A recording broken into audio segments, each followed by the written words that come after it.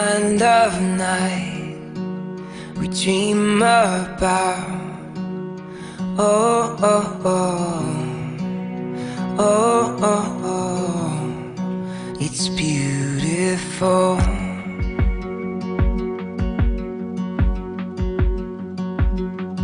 Yeah, time flies when you get it right, so hold on tight to me. Love like we never grew up, and live like you just get one tonight. We're kings and queens.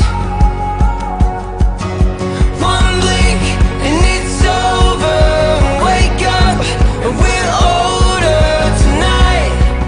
We're kings and queens. Stop, take a breath, close your eyes, remember this. Oh, oh, oh, oh, oh, oh, it's beautiful.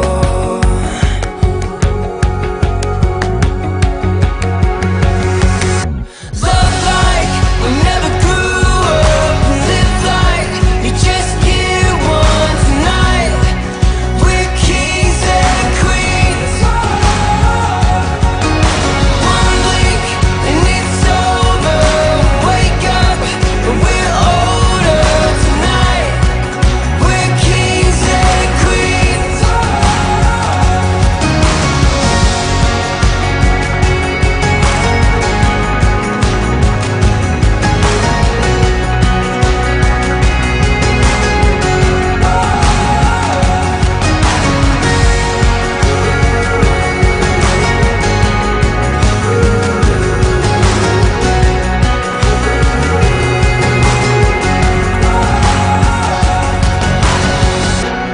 Time flies when you get it right, so hold on tight to me.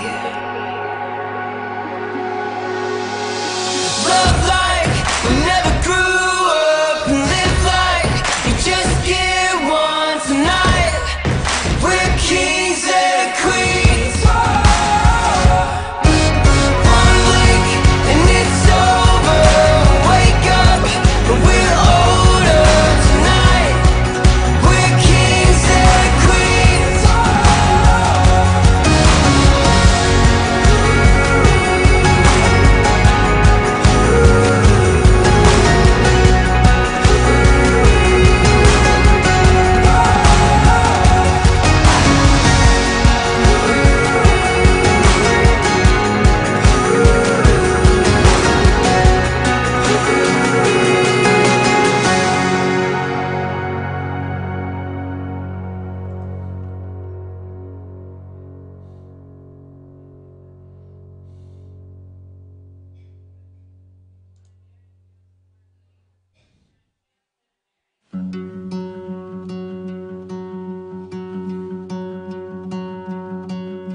Yours here right now, the kind of night we dream about. Oh, oh, oh, oh, oh, oh, it's beautiful.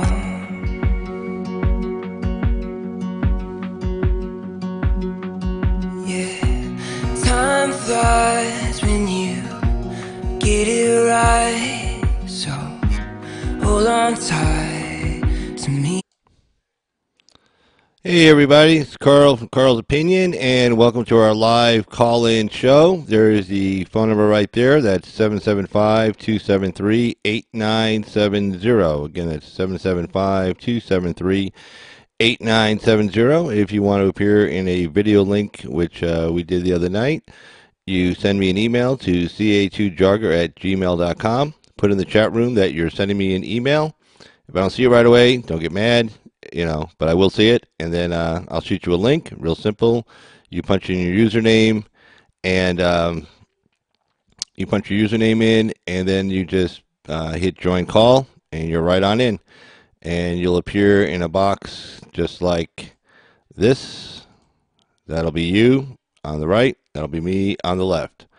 Real simple. But yeah, so we got some interesting news to get to today, and this is thank you to the Washington Times. I have a subscription to that newspaper, and they have an e-newspaper, which I greatly appreciate. It's a really, really good newspaper, well written, and big shout out to the Washington Times. So we'll get to that right now. The call-in number is up top, and again, if you want to join in the video link, then just shoot me an email to that address. I'm probably going to pull this down right here as soon as I cut over. So let's cut over here, and boom, boom, and we'll take this down here. Phone number is up top there, 775-273-8970. And the first story, and let's kind of bump this up a little bit, you can read a little bit easier. There you go. All right, first story. This I found kind of amusing. I mean, I guess it's not funny. I mean, I'm 53. I'm sure some people say I have dementia right now. So, 20 years from now, I may be in really bad shape. But anyway, in the health section of the Washington Times, they say companies navigate dementia conversations with older workers. And I haven't quite read this yet, so I guess we'll kind of read it together. I read part of it, but anyway, this was originally written by the Associated Press, and the Washington Times printed it out. A story out of Chicago. So, here's the story. Faced with an aging American workforce, companies... Hold on, let me just fix something right here real quick. There we go. All right. Okay, sorry, I just had to fix something right there. Anyway, faced with an aging American workforce, this article says, companies are increasingly navigating delicate conversations with employees grappling with cognitive declines, experts say. Workers experiencing early stages of dementia may struggle with tasks they had completed without difficulty. Historically punctual employees may forget about scheduled meetings. Let's see. Let's scroll down here. Page down.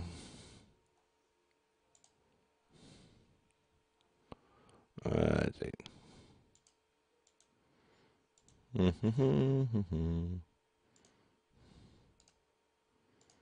All right. Let's see. There we go. Historically punctual employees may forget about scheduled meetings, and those who have traveled to the same office day after day, sometimes for years on end, may begin to lose their way during their morning commutes. I've talked to a number of families where a person didn't realize they had the disease and they didn't know what was going on. That is the sad part about the disease. You don't know you have it. You are living in another world, and you think that is the world everyone else is living in. And unfortunately, you're the only one in it, and it's really sad on how that works. So it's really a sad thing if you think about it. So you got here. So I've talked to a number of families where a person didn't realize they had the disease and they didn't know what was going on, and they got fired for performance issues before anyone knew what the diagnosis was, said Ruth Drew, Director of Information and Support Services at the nonprofit Alzheimer's Association. She also oversees the organization's 24-hour help hotline. Let's see, the Bureau of Labor Statistics estimates the number of U.S. workers, an interesting number, number of U.S. workers between the ages of 65 and 74 will balloon 55% between 2014 and 2024. Wow, that's like that's like 5 years from now, with 86% growth for the working population over 75. And I guess we can thank the last administration for that by providing 68% of the jobs created during the Obama administration were only living wage jobs. That's it. You got it, folks. Living wage jobs. Just enough money to get by on. A lot of people had to bail out of their 401ks. They had to cash them out. Some people, their 401ks decreased in value. Some people sold them. They didn't hold on to them. Some of them, through no fault of their own, their 401ks were gone. I mean, just gone. And they had they had like maybe 300,000, 200,000 in there, and they had to cash out like around 20 or 25,000. So money they were depending on that they had paid into, and their company had paid as benefits for them working there, was gone. It wasn't like, they were getting a free ride or anything. No, they had paid into it as part of a package they negotiated with their employer. The employer made contributions. It was part of their pay package. So maybe instead of getting, $25 an hour, you're getting $20 an hour, but $5 of that hour they were contributing to your 401k, and you were thinking ahead, smart, intelligent, instead of getting, kind of a delayed gratification issue. Instead of having the money right now to spend it on whatever, you figure that would be a nice little savings account, earning interest and, being invested wisely. And for the most part, a lot of these 401ks are invested wisely. Just when the stock market crashed in '09, it was '08 rather, '08 and then '09, it caught a lot of everybody flat-footed. It's that 65 in age group that's most likely to face dementia diagnosis, though early onset symptoms can afflict younger people, and even though studies show the rate of dementia diagnosis actually has fallen in recent years, the sheer number of older U.S. workers expected to remain in the workforce increasingly has left employees and employers, let's see, that's the end of that? Nope, there we go, wrestling with the prospect of dementia in the office.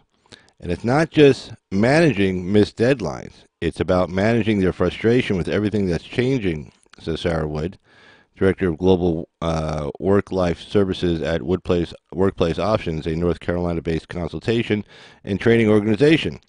This person has been a dependable employee for 40 years and is now missing work let's see, what did it say? This person has been a dependable employee for 40 years and is now missing meetings. They'll be beating themselves up over this. The Americans with Disabilities Act guarantees certain rights. Here we go.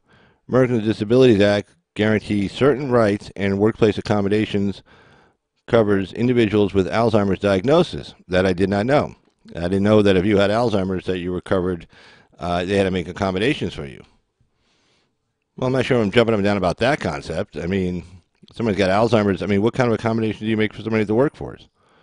You're paying somebody, money to be there and working for you, and suddenly you get Alzheimer's through no fault of your own. As an employer, well, here they go. Possible accommodations might include issuing written instructions rather than verbal commands. Oh, that's good. Every time I got to talk to my employee, I got to, put it in writing. Here, read this. I guess I got to put in 20-point font so they can see it. Might include issuing written instructions rather than verbal commands, or reassigning a heavy machine operator or employee to a desk job. Yeah.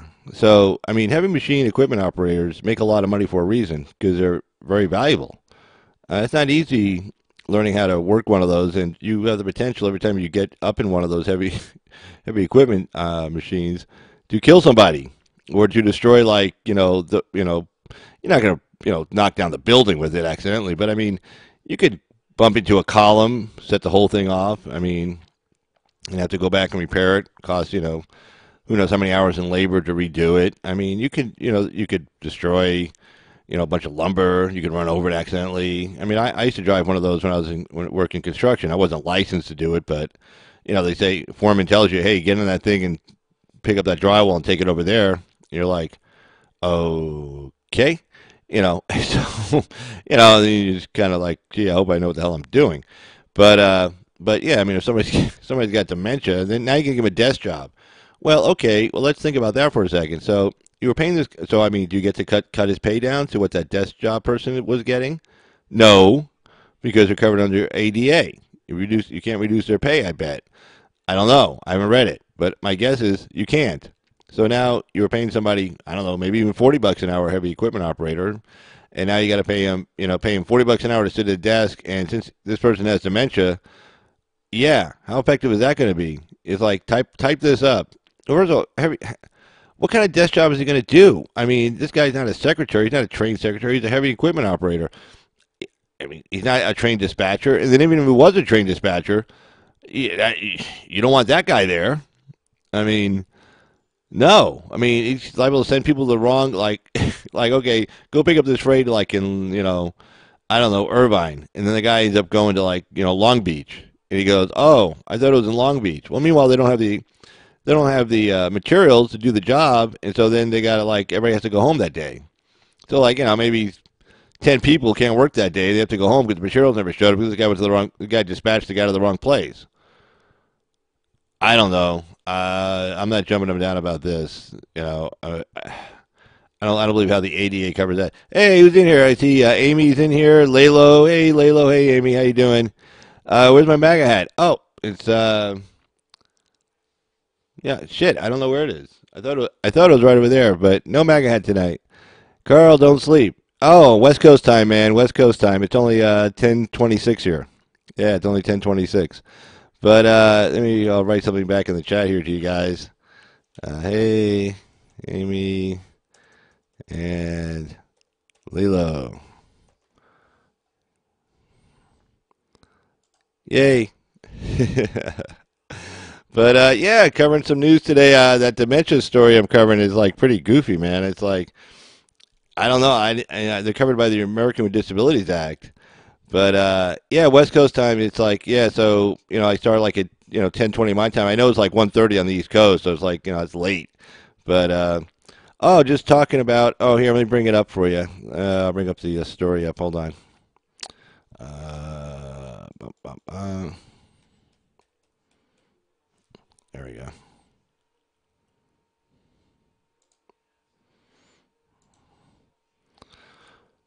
There you go. Let's see. So yeah, the company navigate dementia conversation with older workers. Basically, it's let's see what happened here. Uh, I don't know.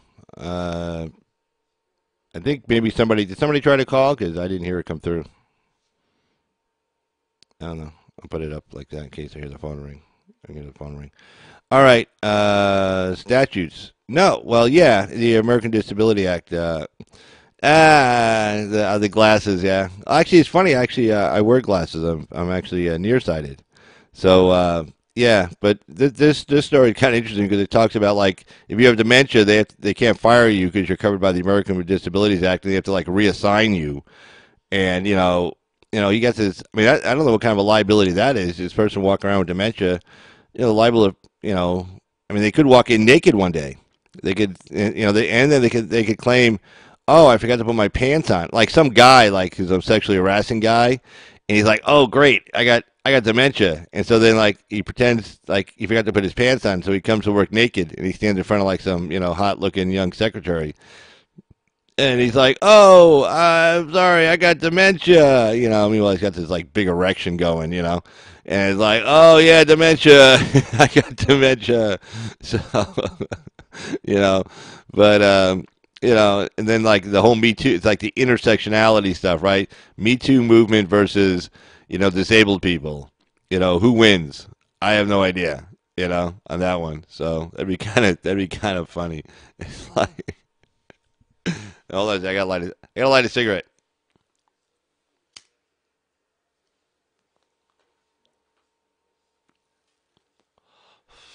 Yeah, see, Laylo, you could claim that. Yeah, you were working, and you had dementia, and then you showed up naked because you thought you didn't, you thought you were dressed. You just forgot to put your pants on. You got your shoes on and everything except no pants, like maybe even no underwear, like totally naked, and say you got dementia. And then you're sitting there with like an erection in front of this young girl. It's like, oh, I just got dementia. Yep, gotta smoke them cigarettes, man. Well, somebody's got to keep Philip Morris in business. I'm doing my part, man. Hey, you know what? With as many cigarettes as I smoke, because the Children's Health Insurance (S-chip) is funded by sin taxes, and one of those sins are cigarettes. So I figure as many cigarettes as I smoked, there's like this family in Ohio, and they have like a shrine of me up there in their house, and they got like 5 kids, and they're all poor, and they can't afford health insurance, but I'm paying for it. So they have the shrine of me. Thank you, Carl. Keep smoking. Thank you. Our children have health insurance. Little Timmy has, he needs an operation next month. Please don't stop smoking. Please don't stop. Oh, man. Smokers unite. Damn straight. Damn straight. It's getting really tough out there. And in Nevada, we just got a Democratic governor, Democratic state senate, Democratic assembly. And, they're going to be doing some California bullshit law. They're going to be doing one of those. they're going to be looking to, do some smoking stuff. We had a smoking law years ago, and then it passed by a referendum, and then the legislature kind of unpassed it real quietly because a lot of, you have a lot of gaming here in the state of Nevada, and most people who gamble, smoke or don't mind being around people who do smoke. Okay, I'll make sure I'll have one pack for you, no problem. But yeah, so but yeah, this state's a lot better with smoking than like say California. California, I hate going to California. It's like, I was at a hotel just about a year ago now, back in March of last year, and the maid came in and I was smoking in the room, and next thing I get a phone call from the front desk warning me about smoking in the room, and then they say, oh, and by the way, just remember you can't smoke on the balcony, like you can't smoke outside. And actually, this hotel was really bad. You couldn't smoke anywhere on the property. Like you had to walk to like where like the driveway hit the main road coming in to have a cigarette. And I ended up leaving that place, and I ended up going to a Motel 6, which you probably couldn't smoke in the Motel 6 either, but there was nobody checking, and they didn't have like room service and stuff. So I left there and got a Motel 6 room, and I just smoked, and I was very happy. So yeah, it's just these smoking laws are just awful. They're just terrible. Well, let's see what else we got going on in the news today. And again, if you want to call in, I'll put the call-in number up. Actually, it's up there top left, 775. It's in red. You should be able to see it. 775-273-8970. Let me put it in the chat. 775-273-8970. Boom. There you go. You know anybody no smoke in the hotel? Yeah, I know, man. They were pretty brutal about it too, man. Kids, and I had a nice room. I got a suite, 2-bedroom suite and everything. And I'm like, hey, man, spending a lot of money for this room, And yeah, no kidding. That's why I don't go to movie theaters. You can't sit. Sitting in a movie theater, I'd be able for like 2 hours, 3 hours, I'd be able to have a cigarette. That's just annoying as hell. And then like some football stadiums, they're not even putting like smoking areas. I mean, they don't have a smoking section, but like a smoking area where don't have to go like, you could leave your seat, you can find this place, and so I need to charge my phone. Oh no, Amy, we're about to lose Amy. Oh no, damn. Yeah, well, it happens, But yeah, these phones use a lot of juice now. There's so much on them now. I mean, they just use so much juice. And I got the Samsung 9. I finally upgraded. I didn't realize how far back I was. I was using a Samsung 5, and there were just things I couldn't do on it. And I need this phone actually for work because they'll email us like documents, PDF documents, stuff you have to open up, and I was having a hard time opening a lot of the newer programs and stuff. So I couldn't, like on my phone, I couldn't open them up, and it was like getting really really annoying. No, I want to call in. Oh, well, feel free if you want to. If I don't want your phone to die, but if you can, you can. That'd be great. Yeah, and we should be all set up for it. Amy, we will be here. Yeah, I'm gonna be here for a little bit. I got a lot of stories to cover tonight. So, in fact, let's see what the next story is. Let me jump over to it real quick here. There's a couple of stories I want to cover. Let's see. I'll tell you what, I'll just jump over here myself. Hey, that's me. And pull me off of there. All right, let me find some stories so you don't have to like be watching the newspaper flicker around and stuff. Let's see. What do I want? Let's see. There's something on the politics page I liked. Let's see.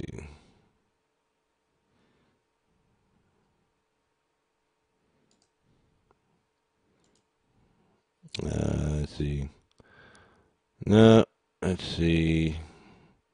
Trump prepares for another shutdown. Here we go. I'll bring this story up here in a second. All right. Boom. Trump officials prepared for another shutdown. Well, yeah, I mean, Pelosi's not going to do it. I heard they're sending troops to the border, several thousand troops, so like another 7,000 or 8,000 to join the 3,000 already there. That's what I heard.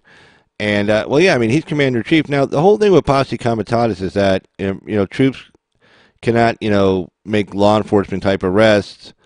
Cannot be used as for law enforcement. Only the National Guard would be by the governor and all that stuff.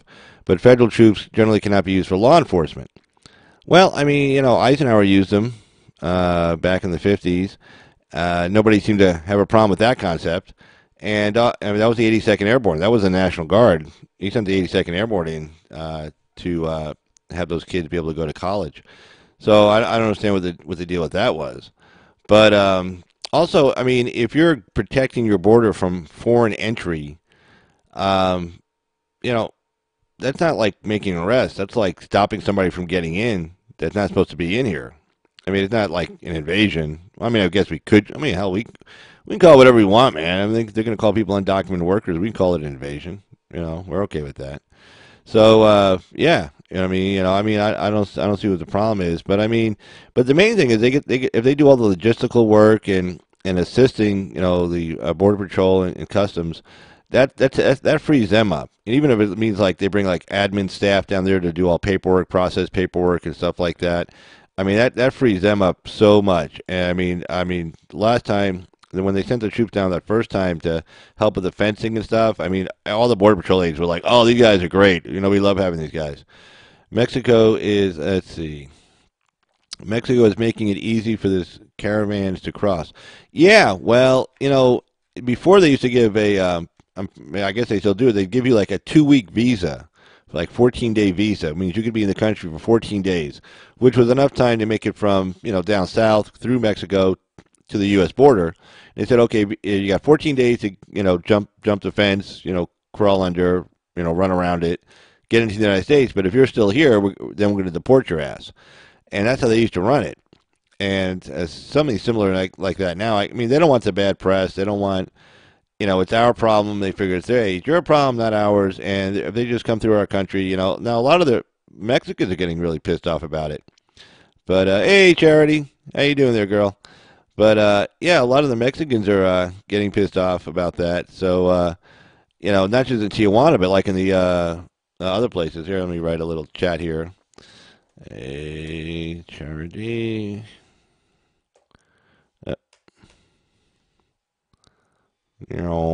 Bump. There we go. But yeah, even like the people in the central part of the country were getting upset because they'd go through the town and they leave trash and feces and people were getting carjacked and it was like really nasty stuff. And so I mean, he wants to let them through again, but I mean, they ought to just reinforce their own gate and fence. I mean, they got kind of lucky because like that one bridge goes across a river. I mean, people were paddling across the river like on makeshift rafts and stuff. But I mean, I don't know. I mean, I guess you get some like river patrol boats like in Apocalypse Now. Lance on the forward 50s and Chef and Mr. And Clean, Mr. Clean and Chief and those guys. You know, and Chef, on the M60. No, Chef was on the 20 millimeter, and see Clean was on the M60, and Lance was on the forward 50s. One look at Lance looked like he never fired a weapon in his entire life. Most of those kids are just rock and rollers with one foot in the grave. Mr. Clean, he's from some South Bronx shithole.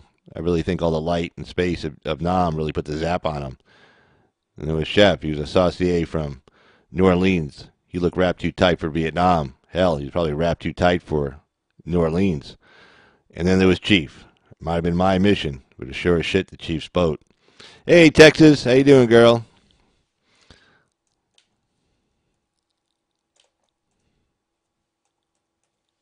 Yep. Maybe it'd help if I put the mouse here first. Hey. There we go. Boom. There you go. But yeah, I see. Lalo, he's a socialist. Let's see. He just left Abel Danger's channel. Oh, is that a good channel, Abel Danger?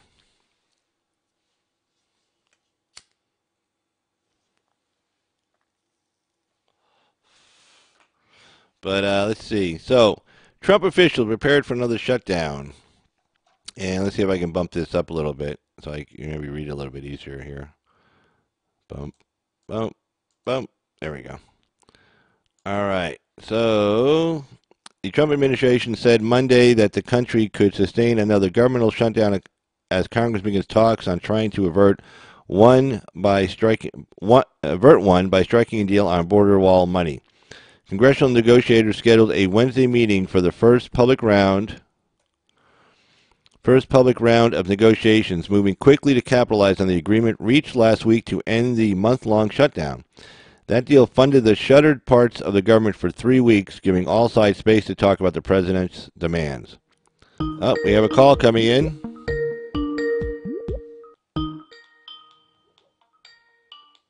Hello, caller. This is Carl. You're on Carl's Opinion. Hey, Amy. Hey, we got Amy on the phone. How you doing, Amy? I'm great. How are you? Doing good, doing good. Let me make sure you're not too loud here. But, yeah, Okay, sorry. I saw you in the, Hey, chat peeps. saw you in the chat room, and so just did you guys get the notification that I was coming on live, or did you just pop up, or how did it show it to you? I did not. I was just browsing my computer and I saw that you popped up. Oh, I was like, I gotta get in there. oh, good deal, good deal. So you following any of the news of the Yeah. day? No, so I wanted to call about what it's like to be a Border Patrol wife. What it's like to be a what? A Border Patrol wife. Oh, are you a Border Patrol wife? Yes, I am. Oh, okay. So, Well, fantastic. Yeah. So I don't know if you saw those wives that were on Fox today. Or yesterday maybe. They were spot on. No, I missed that. I missed that. Yeah, maybe you could pull it up or something. It's crazy. So my husband does not drive out of the house with his uniform on. He puts it on either, like, he'll put it on at home and drive out of the garage and be all incognito, Mm-hmm. or he'll put it on at work. We have a law here where you can black out your license plate, you know, for federal judges, public defenders. I'm not sure if you have that in Nevada. No, we don't have that here. Okay, so if I get pulled over, my license plate is blocked because there are hate crimes. Wow, it's really that bad. Like, It's really, I didn't know it was that bad for you guys out there. yeah. Well, Yeah. that is so freaking retarded that, you know, people would like, I mean, you're sitting here, you're doing, you know, your husband's doing a job. It's a tough enough job as it is. And like, I don't know, I guess they're all supposed to like stay home that day or forever, and then just let people just walk on in the, you know, the front door. You know, and then like if you stop people from coming here illegally, again, it's illegally. We let over 1 million people in a year legally. You know, I mean, it's very generous, and we do that. Germany did like 800,000. Everybody thought it was a big deal, but that was like a one-time deal. We do that. We do more than that every year. I am furious about this. Like, people have no idea how furious I am. Like, my family is in danger every day because he is doing a job to protect our country. Wow. How about you guys have children? You know? Yeah, they're grown, but I called into Act show before, and I said we didn't even tell the kids when they were little what he did because we were so afraid that someone would dox us and come and, like, vandalize our house or shoot him or hurt me. Or, I mean, we have an insane security system because there are people that are hired by the cartels that follow Border Patrol agents home and assault them. It happens all the time, but you don't hear it on the news. You never hear that on the news. You don't hear that on Fox. You know, I mean, Fox doesn't cover a lot of these stories, and it really upsets me because, you know, you think like we have one network out there that could cover some of these stories, you know, kind of do some deep dive stories, go hang out with some Border Patrol agents, actually talk to them, find out what's going on, talk to their, you know, their wives, or, you know, in the case of, you know, female Border Patrol agents, talk to their husbands, and, you know, just get an idea of what it's like to be just getting up in the morning to go to work, or, I mean, like, Oh my God. yeah, It.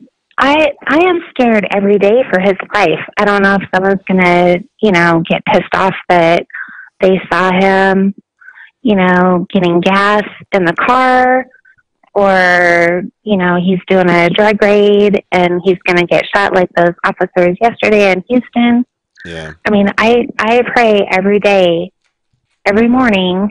I make him kiss me goodbye because I don't know if it's going to be the last day, and people don't get that.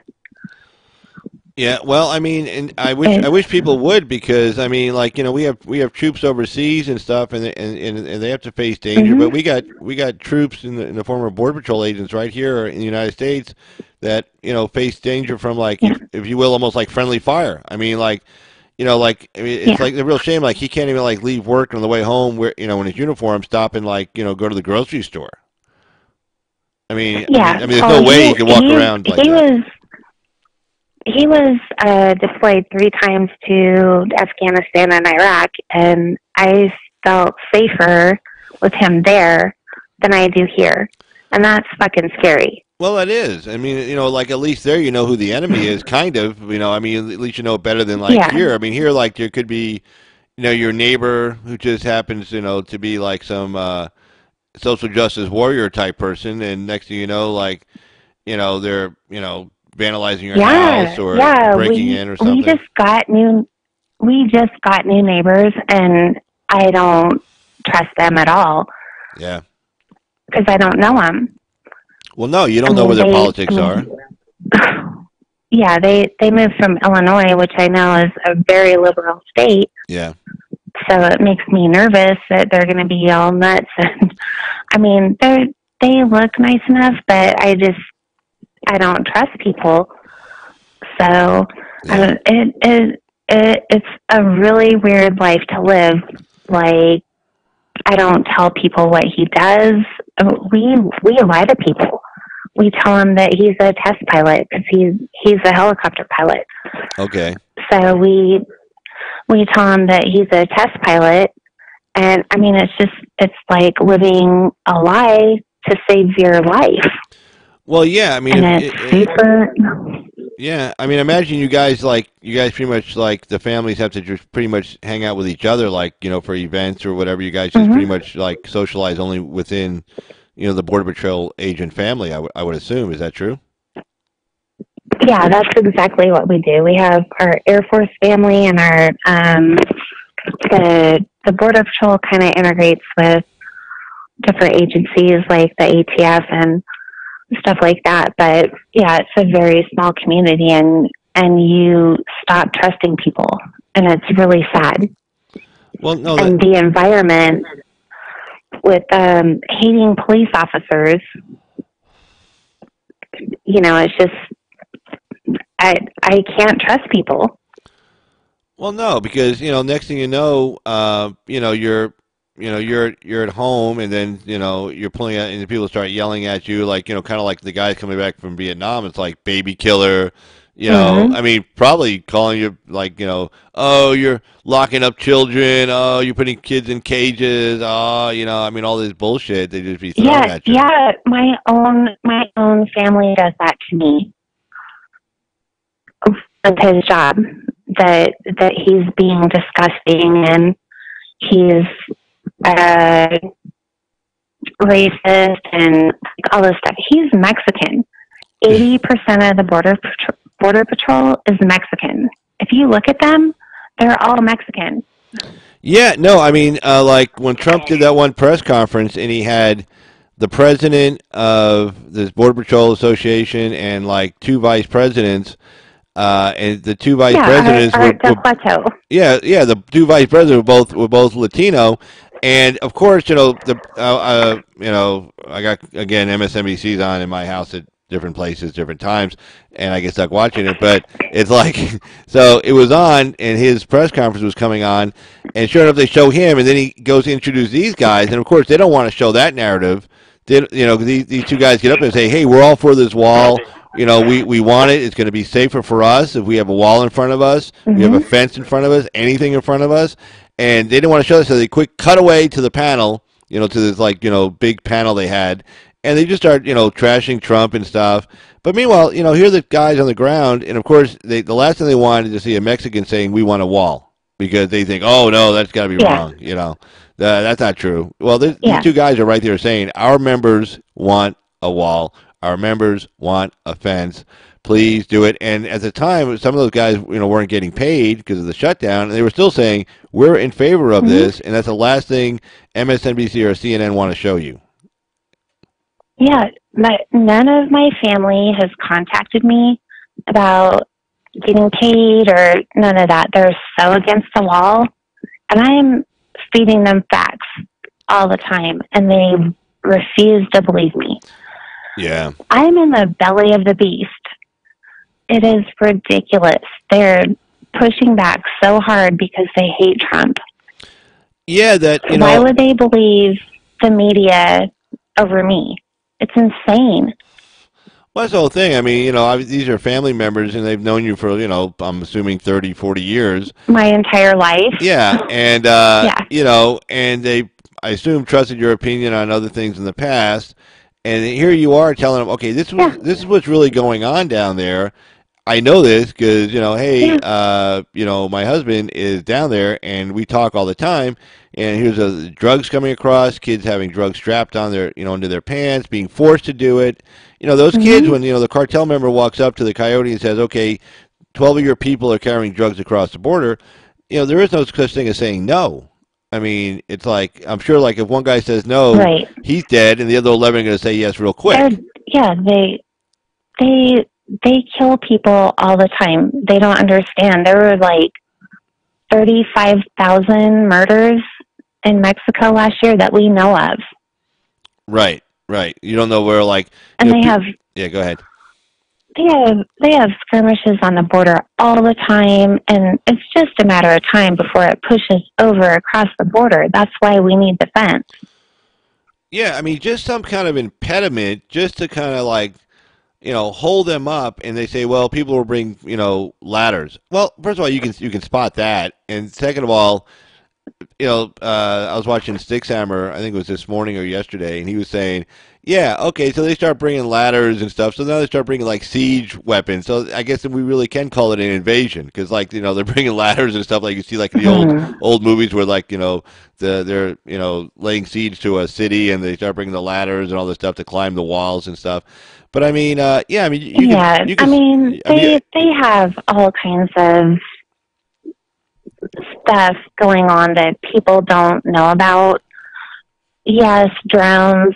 Okay, what are drones going to do? They have drones. Yeah. It's beyond people's comprehension what they already have that is working somewhat. But they do need a barrier. I don't care if it's a fence. They actually need a see-through fence so they can see what's coming through on the other side. Right, so they can get ready for so it. we had a case last year where, or maybe it was 2 years ago, where there was an agent that shot a child.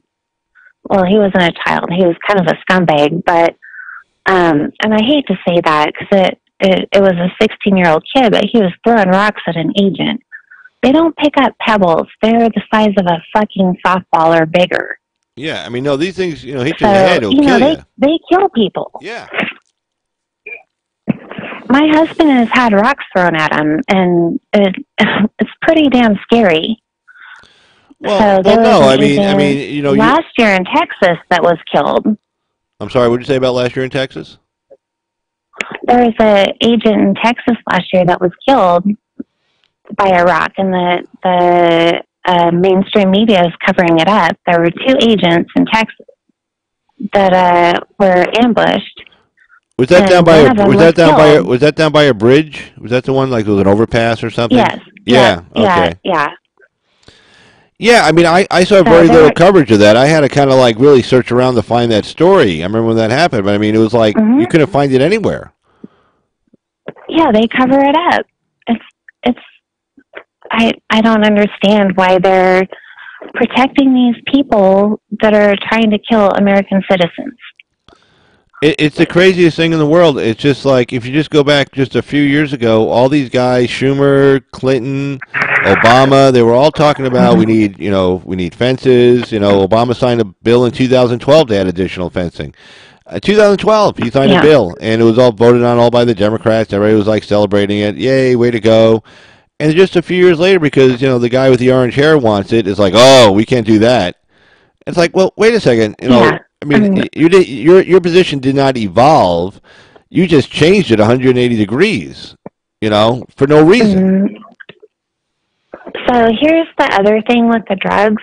Yeah. The fentanyl is insanely powerful. I don't know if you know that much about fentanyl, and I didn't that much either. But there was a family about a month ago they were doing fentanyl, and three of them died. One of them died in the house. I can't remember what the story is. But basically it was one of them died at the house. I think it was the kid that took another family member to the hospital, to the emergency room. Mm-hmm. The family member died, and the kid died in the parking lot from fentanyl exposure. Wow.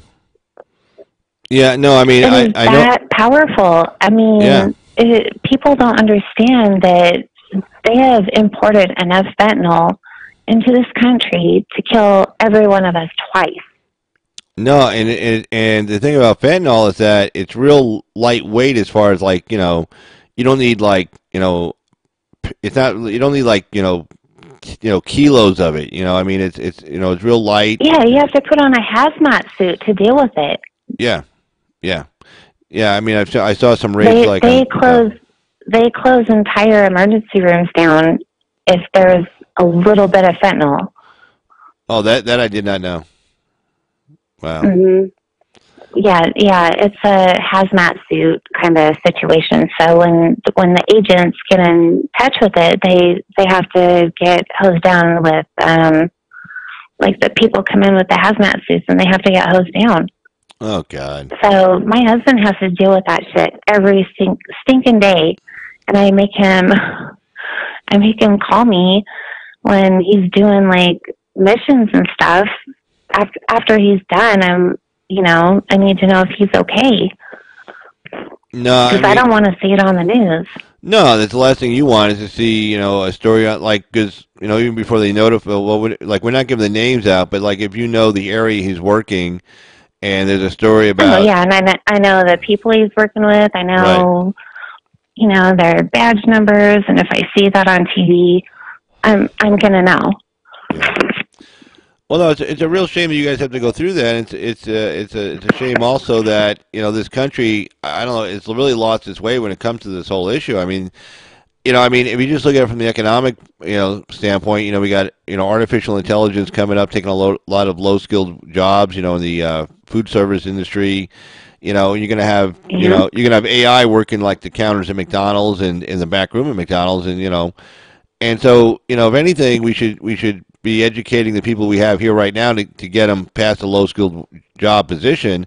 But you can't do that when you keep importing more low skilled workers. A lot of these people don't even have high school educations.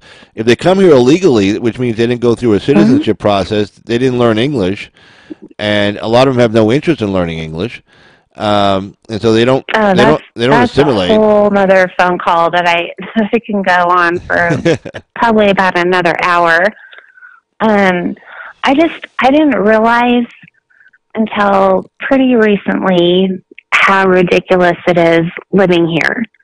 And I wrote to Axel on one of his videos about the cameras and, driving with, people that don't have insurance and they're drunk, and you have to be extra vigilant. Sorry, I have a frog in my throat. It's okay. Like all the things that I never realized I was doing, and then I looked around, like driving through checkpoints, and there's border patrol everywhere, and I don't want to see other Americans having to live like this. Right. I mean, Well, I mean, it's coming to a town near all of us. I mean, they don't just stay down there Yeah. at the border when they jump over. They've been spreading out into the Midwest, up in Iowa to the Hmm. Southeast, North Carolina, South Carolina. Pretty much Florida, obviously. And then they're changing elections. I mean, that's why you always got to be really leery, like, who gets elected governor, because, if Abrams had won in Georgia and Gilliam had won in Florida, you know, how hard are they going to go after looking for illegal aliens voting? They're not. They're not going to be. Yeah. They're not going to And be California. They don't even they, care. They don't. Nobody's there to enforce it. There's a law saying yeah. non-citizens can't vote, but of course, that has to be enforced at the state level. And Yeah, and Trump was right. They don't send their best. I worked at a public defender's office where I had to deal with these people, and they are not nice. I dealt with people that were in the cartels.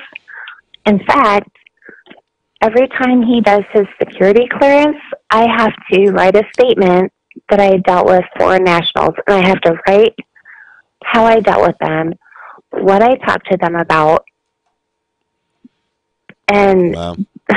they're not good people. I mean, they kind of fuck up my life because I have to deal with this stuff with my husband. Right. It's weird.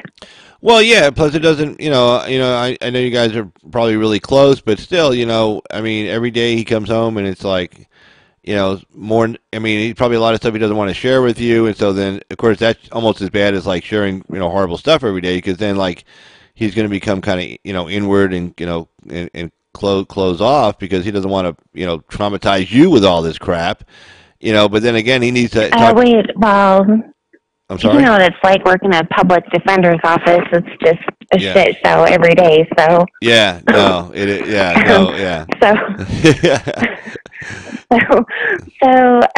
we shared a lot of stuff. But the other thing I wanted to say is these agents that are working like 90 hours a week cannot make more than a senior senator. So they can work their asses off. And if they get that much overtime that meets the salary of a senior senator, hmm they get cut off.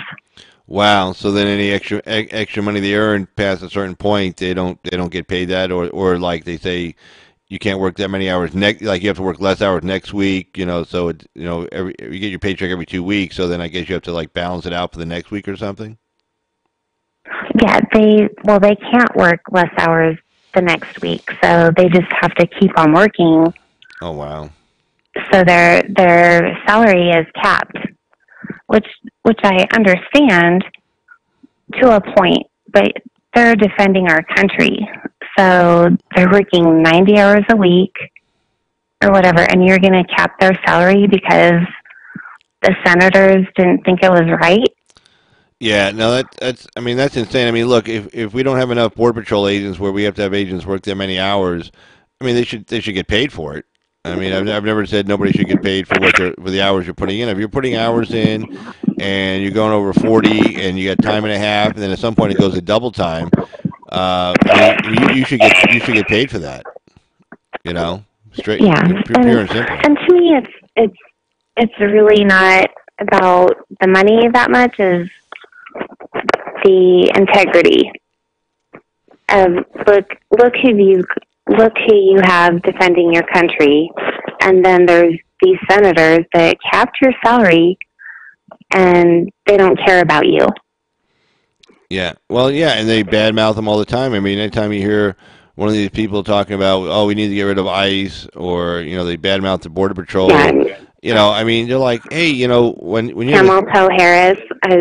yeah, like when someone in like a position of authority that people look up to, and they actually say something bad about Border Patrol or about ICE, that gives everybody else permission to not just say bad things, but also to act out on those bad words. So I mean, they have to, and Yeah. they don't seem to care. It's like, well, like they look down their nose at Border Patrol, look down their nose at ICE, and it's like, hey, like every time I remember the one guy from ICE or Border Patrol used to testify in front of Congress. He's retired. He's on Fox a lot now, and he say, hey, we're doing the job that you signed a law for us to do. Here's the law. We're enforcing the law. If you don't like the law, change it. But we're going to enforce the laws that you wrote them. And, if we don't enforce the laws as you wrote them, we're going to have an IG coming down our ass and want to know what the hell's going on over here. So, you don't like the law, change it.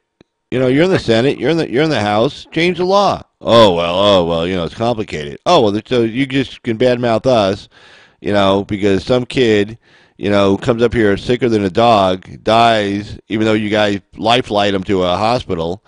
I guarantee you in his own country. They went above and beyond for those two kids. I can't even wrap my brain around that. Well, I guarantee you in their country, their home country, they never would have got lifelighted to a hospital. And whatever hospital they got lifelighted to would have been nearly as good as what we have here. And none of these people paid any taxes. My neighbor actually worked at one of the intake centers, and she was in charge, and she was complaining about how ridiculous it was. Like they were complaining about these kids weren't taken care of and all this stuff. And this was during Obama. Yeah. So well, no, everybody forgets that. Yeah. I sent clothes and toys and all kinds of stuff with her to take to those kids. Right. I didn't see anyone else doing that or complaining or. No, just lately, no one did anything. They just complained. Well, I've always said, those are people who feel they need the virtue signal, and I've always said if you feel the need the virtue signal, that means you're not virtuous. If you're a virtuous signal, that means you're not virtuous. If you're a virtuous person, you don't have to go out and say all this stupid stuff. You just hey, you see somebody in need, you help them out. You just do it. You just do it, right? And you don't badmouth others who are doing their job and feel passionate about the work they're doing and are protecting this country from everything coming across that can imagine. And these people are being trafficked. These people are being human trafficked, and they got to pay a lot of money to these coyotes who are working for the cartels, who are paying off the cartels, and the cartels run the show on the border. You know that. Your husband knows that. Yeah. But the rest of the country doesn't. The rest of the country doesn't know it. Yeah, I will tell you that he has rescued more people than he has arrested. He rescues people all the time.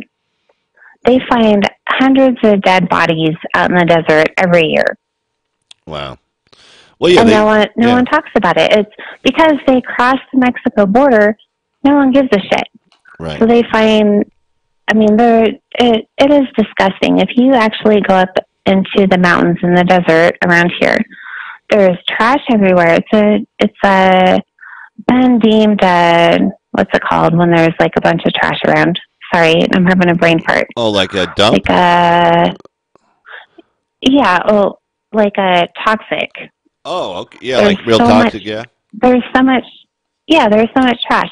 If we want to go hiking, they have signs that say there's illegal activity around here. Be careful. Big, huge signs in the parks. Wow. It's weird. It is weird.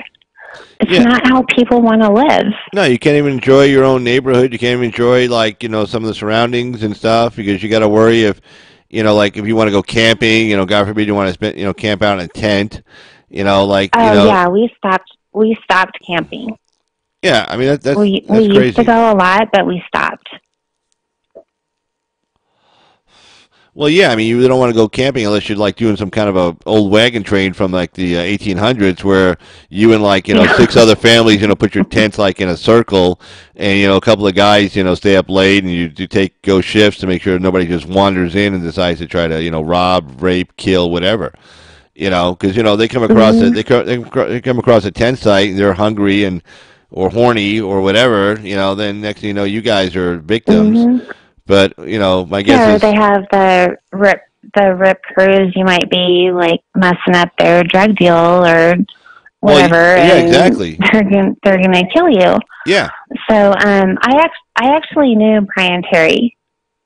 He dated my friend. Oh, is he one of the ones who So- one of the border patrol agents that got killed? Brian Terry was the one that was the agent that was killed in Fast and Furious. Oh, okay. So that opened my eyes to all of this mess, and I just started. And I mean, aside from my husband's job, I just started reading all this stuff, and I'm like, what the hell is going on? Yeah. Why in the hell are we opening the border to all these nuts that are trying to kill us?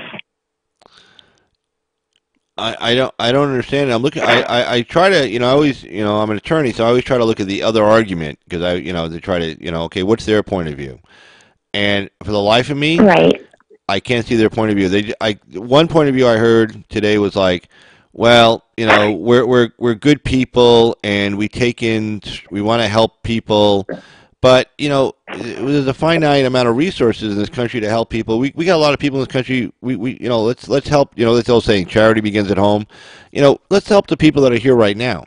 We got a lot of people that need our help. And there's limited resources. There was a poll. I think Gallup did a poll. Something like 150 million people from South America said that if they could get here and get across, they'd come here.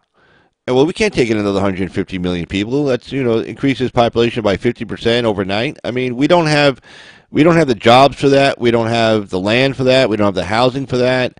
I mean, we don't have anything for that. We don't have the resources for it. We have Milton Friedman, an economist, famous economist from University of Chicago. He said, he goes, look, you can have open borders, but you can't have open borders and a social safety net. Because if you have Exactly. it's like It won't work. Yeah, Milton Friedman's kind of like laissez-faire, like, hey, capitalism, period, that's it. And he's like, if you don't have a social safety net and you have open borders, that's fine because the only people coming across are people who know that they have to get a job as soon as they get here. It's like the immigrants who came here in the 1800s and the early 1900s, like when my family came here, like in the late 1890s, early 1900s. There was no social safety net. So when they got off that boat, they literally had to go get work. I mean, like fast. They had to start working because no work, no food, no shelter, no roof over your head, no clothes, no nothing. There were charitable organizations like churches and stuff. So I mean, but the people come across here after they got vetted for diseases, right? IQ, they got vetted before they came. Exactly, and they still had hardships. Yeah, but I mean, they at least. When they came over here, they knew they like wasn't like, oh, I looked for a job for like 2 days and I couldn't get one, so then I went to the welfare office. BS. Yeah. I mean, there was a judge who used to run drug court up here in Nye County where I practice, and he was talking about people who say they can't get a job. Because it's funny, when I ran the drug court, one of the requirements of being in a drug court program. In lieu of going to prison, is that you have to have a job because they want you to be working and contributing and have something to do, stay busy, so you're not doing drugs. And the guys would say, "Oh, I've been looking, I can't find a job," and the judge would tell them, "Okay, look, like today's Monday, next Monday when you come in here, if you don't have a job, I'm going to put you in jail for 25 days for contempt." And he'd always laugh from the bench when he told the story. He goes, you wouldn't believe it. He goes, in 1 week, they had a job. He goes, they said they'd been looking for months. They can't get a job. I tell them, you're going to go to jail for 25 days if you don't get a job. And lo and behold, they got a job.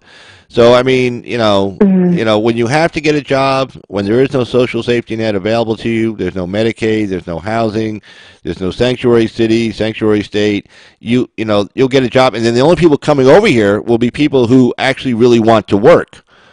Okay, and if there's not enough there's not enough jobs for them, then less people are going to come over here.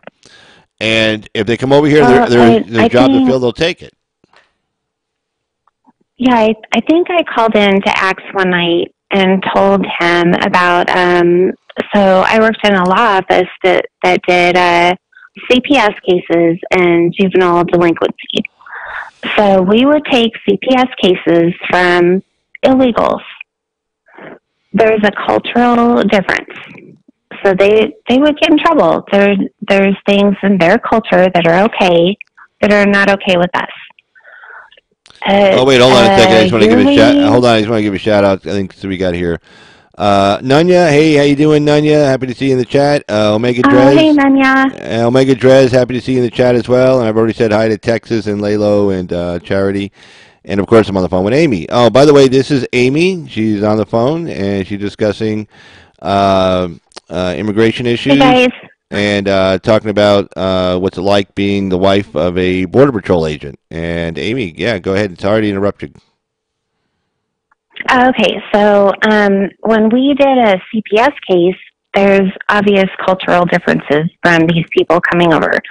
So they automatically get appointed a public defender type attorney. Everyone gets an attorney. Mm-hmm. So mom, dad, grandma, grandpa, I mean, the cases depend, but usually by the end of the year, the case would cost $20,000. Oh, yeah. Who's paying for that shit? Yeah, yeah, I do. And then you add in the interpreters for everybody. I mean, I couldn't wrap my mind around it. Yeah. My job, yeah. but. No. I mean, I do. I just recently took a contract for a public defender position up here in Nye County, and I've always. Bless your heart. Well, we're independent contract. It's not like a real public defender per se, like a public defender office. Everybody's independent, but yeah, I've always done CPS cases, and up here it's just. It is amazing when you see people walk in, and the worst part is as an attorney, you want to fight to get this guy's kids back, right? You're like, hey, man, they got your kids. We got to get your kids back. And these guys are like, well, they seem like they're doing okay. It's like, well, no, but they're your kids and somebody else is raising them. Don't you care? And they're like, yeah, whatever. So meanwhile, all this money was spent on representing these people. I'm doing all this work on it. I'm getting paid a bunch of money to work on this case. And at the end of the day, these people are like, well... But not enough, really. Well, yeah, I mean, I do okay. I'm an independent contractor, so I can do my own private practice at the same time. So, no, I mean, again, it's not like I'm a salaried PD in a big public defender's office. It's just my office, my staff, my call. But people don't see that, I mean, there's that... It's like throwing the pebble in the pond, that ripple, where they don't just get welfare. They get legal services. They get all kinds of stuff that we don't get. No. And I don't need all that stuff, obviously, because I'm not a criminal. I don't, need my kid. Well, my kids are grown, but it wouldn't have been an issue. But they don't see the repercussions of what these people get themselves involved in.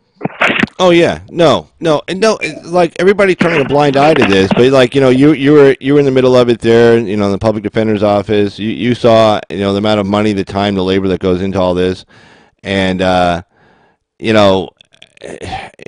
is amazing, and like where I work, like probably 95% of my clients are Anglo. They're white people, and I just when I do a CPS case, it's like there are a few people that really want their kids back, and that really makes me happy because they got caught up in something, or sometimes CPS are just a bunch of assholes, and they just they want to take the kid because they automatically need jerk reaction. Oh, take the kid. Oh, you had some marijuana in the house. Take the kid. No, the kid wasn't smoking it. It was up on the counter on the top shelf, whatever. So. But but they're few and far between. It's very few and far between. We have people who really want their kids back, who are really willing to do what it takes to get their kids back. They got a drug problem and say, okay, here we give you all these services. And again, that costs a bunch of money. You got psychological problems, we'll get you a psychiatrist, we'll get you a psychologist. You got a drug problem, we'll get you rehab. We'll pay for inpatient rehab. We'll do all this stuff. Everything, right? Everything, and then they don't follow through with it. And next thing you know, they're going up Yep. for a termination case, and 9 times out of 10, they're signing off on the termination. Exactly. And so all this And money that's was spent. another Right. $20,000 or Right. whatever. Yeah, you got to publish it in the newspaper. You got to send out surveys. You got to send out certified letters. You know, none of this stuff is for free. Can I come work for you? I know exactly how to do all that stuff. I can work from home. Well, if any of my staff is listening, I have 2 staff members, and they're the best. And no, I'm not looking to replace you. So if you're listening now, you're not getting replaced. She's only kidding. Funny phone call. But no, I'm only kidding. But anyway. Yeah, I would say that 70% of our clientele was Hispanic, and probably 40% were illegal. Wow, that's At crazy. least. That's crazy. Yeah, you know, and So, we get stuck paying the bill on it. We get stuck yeah, paying the bill. I try to tell people this, but they just won't listen. I don't even know how to. I have no reason to lie. Well, Why would I lie? no, I mean, look, first of all, when it comes to, like, you know, CPS cases, public defender's office and stuff like that, hey, I mean, I'm there. I can tell you everything you're saying is true. And why would you? You don't have to make anything up about the border. I mean, look, those statistics are real. The amount of drugs that are being interdicted, and of course, you and I both know way more drugs gets through than gets caught, gets interdicted. So when he says, "Oh, we caught 200,000 pounds of cocaine," well, that means probably like 600,000 pounds came through. Okay, so I mean, just triple that number. Whatever gets caught, probably 3, 4, I don't know, maybe 5 times gets through. So you get all these drugs coming across the border. That's mainly where they go from. They say, well, they're bringing it from someplace else. Well, let's stop them here, and then they want to try someplace else. It's a lot harder. You got to try to get it on a plane. You got to try to bring it in through shipping containers.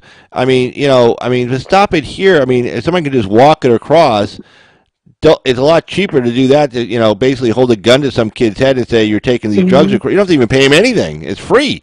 Because basically, it's like if you don't do it, somebody's going to get chainsawed. You're going to have a rum, and somebody's losing their leg. So I mean, they get free people to walk it across the border for them. Go ahead. And then the other crazy thing is they crack down on opiates because there's a huge problem. So I have a chronic pain condition, so they crack down on me. Right. It makes no sense. So I completely just. Well, right. They figured, okay. No, my pain management. Well, no, they said we're going to crack. I don't want to be pegged as a drug user. Well, no. Well, what was? There's all these people that are. Well, what was happening was that it was the doctor. See, I did not know this. But because I was talking to a drug detective, and we were doing a case, and this one client of mine was getting, what was he getting? I want to say it was like 240 Loratab and 240 oxycodone every month from prescription. So I asked the guy, I said, "Oh, were you like doctor shopping? Going to different doctors?" He goes, "No, same guy." Well, this doctor knew that obviously this guy wasn't taking 480 pills a month. I mean, he'd be dead. So this doctor knew that this guy was selling his pain medication.